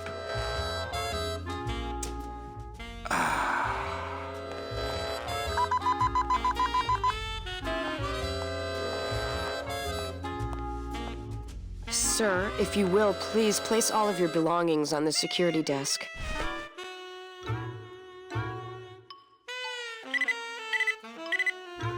You sure you're not packing anything else? I'm packing something, alright? Nothing that would set off that thing. Then, sir, I'm afraid you'll have to step into the back with me. Rules are rules. And of course, with my dad being in the military, we moved around a lot. Mm-hmm. I remember this one town we moved to when I was in the 1st grade. Oh, really? Yeah, the only industry in the area was figs. Acres and acres of fig trees everywhere you looked. I myself never really cared for figs. I always liked dates more. Or prunes. Don't you just love prunes? They have such a great texture. They're all wrinkled up like my Grandma Hedwig's face. Oh, poor Grandma Hedwig. She was always forgetting things. I remember one time back when I was 6. Or maybe I was 7. No. I had to be 6 because Mr. Rufus was still alive. Now there was a good dog, Mr. Rufus. He was such a sweet little puppy. We didn't care that he was deaf. He was as deaf as they come, but he'd still try to bark. And it would come out sounding like a cat coughing up a hairball, which our cat often did. He had such long hair. I don't really like long-haired cats, do you, Manny? They're just so... I like short-haired cats. They seem less stuck up. People think I'm stuck up sometimes, believe it or not. No, they really do. I don't know why. I guess it's because I'm so shy. I was shy all the way through high school. I never went to a single dance. Can you believe it? No, don't get me wrong, the boys would ask, but I'd just run away. My mom said I could have been homecoming queen if I'd just smile once in a while. She always said, a smile is the most She's just like important part someone, of some any president. outfit. Well, maybe I would have smiled more, Mom, if you hadn't drank so much. Was I supposed to smile when the cops called us in the middle of the night to tell us to come get you out of the drunk tank? Maybe if I had smiled more, Daddy wouldn't have left us. We'd be together right now, you, me, Daddy, and Grandma Hedwig, and Mr. Rufus. And I'd be wearing my homecoming queen crown and eating figs and I'd... Oh, Mother! And I'd be playing with your metal detector? Did you just come back here to ask to borrow my metal detector?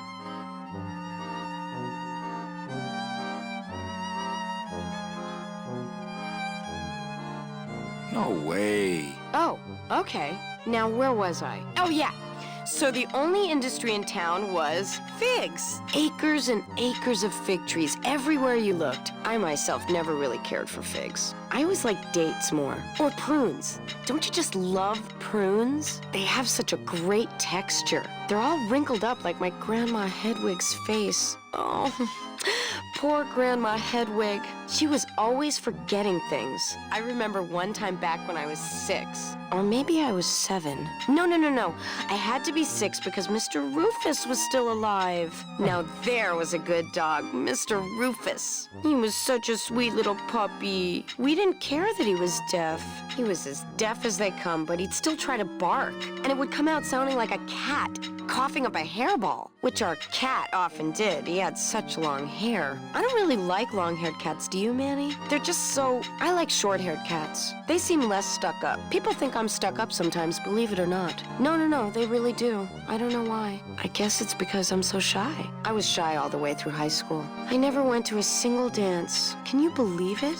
No, don't get me wrong, the boys would ask, but I'd just run away. My mom said I could have been homecoming queen if I'd just smile once in a while. She always said, a smile is the most important part of any outfit. Well, maybe I would have smiled more, Mom, if you hadn't drank so much. Was I supposed to smile when the cops called us in the middle of the night to tell us to come get you out of the drunk tank? Maybe if I had smiled more, Daddy wouldn't have left us. We'd be together right now, you, me, Daddy, and Grandma Hedwig, and Mr. Rufus. And I'd be wearing my homecoming queen crown and eating figs and I'd... Oh, Mother! I'm so sorry! Forget about the metal detector. Are you sure you didn't just come back here for this metal detector? I do not know how to do this.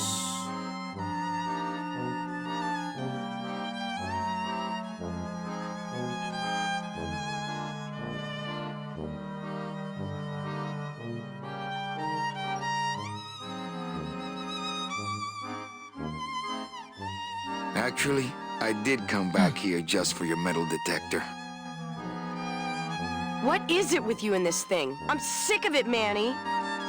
If this is all you want, you can fight the cats for it. Why is it all men are after the same thing? Except you. The only woman you care about is that Calamar dame, and she split on you. I don't know what she did to you, but you know what? I'm done trying to figure it out, pal. Carla. Oh, okay. I thought it was not gonna work. I wonder how long till I get to the... Oh, this is still very long. Okay, I'm gonna call it a day today. And gonna continue the game next time.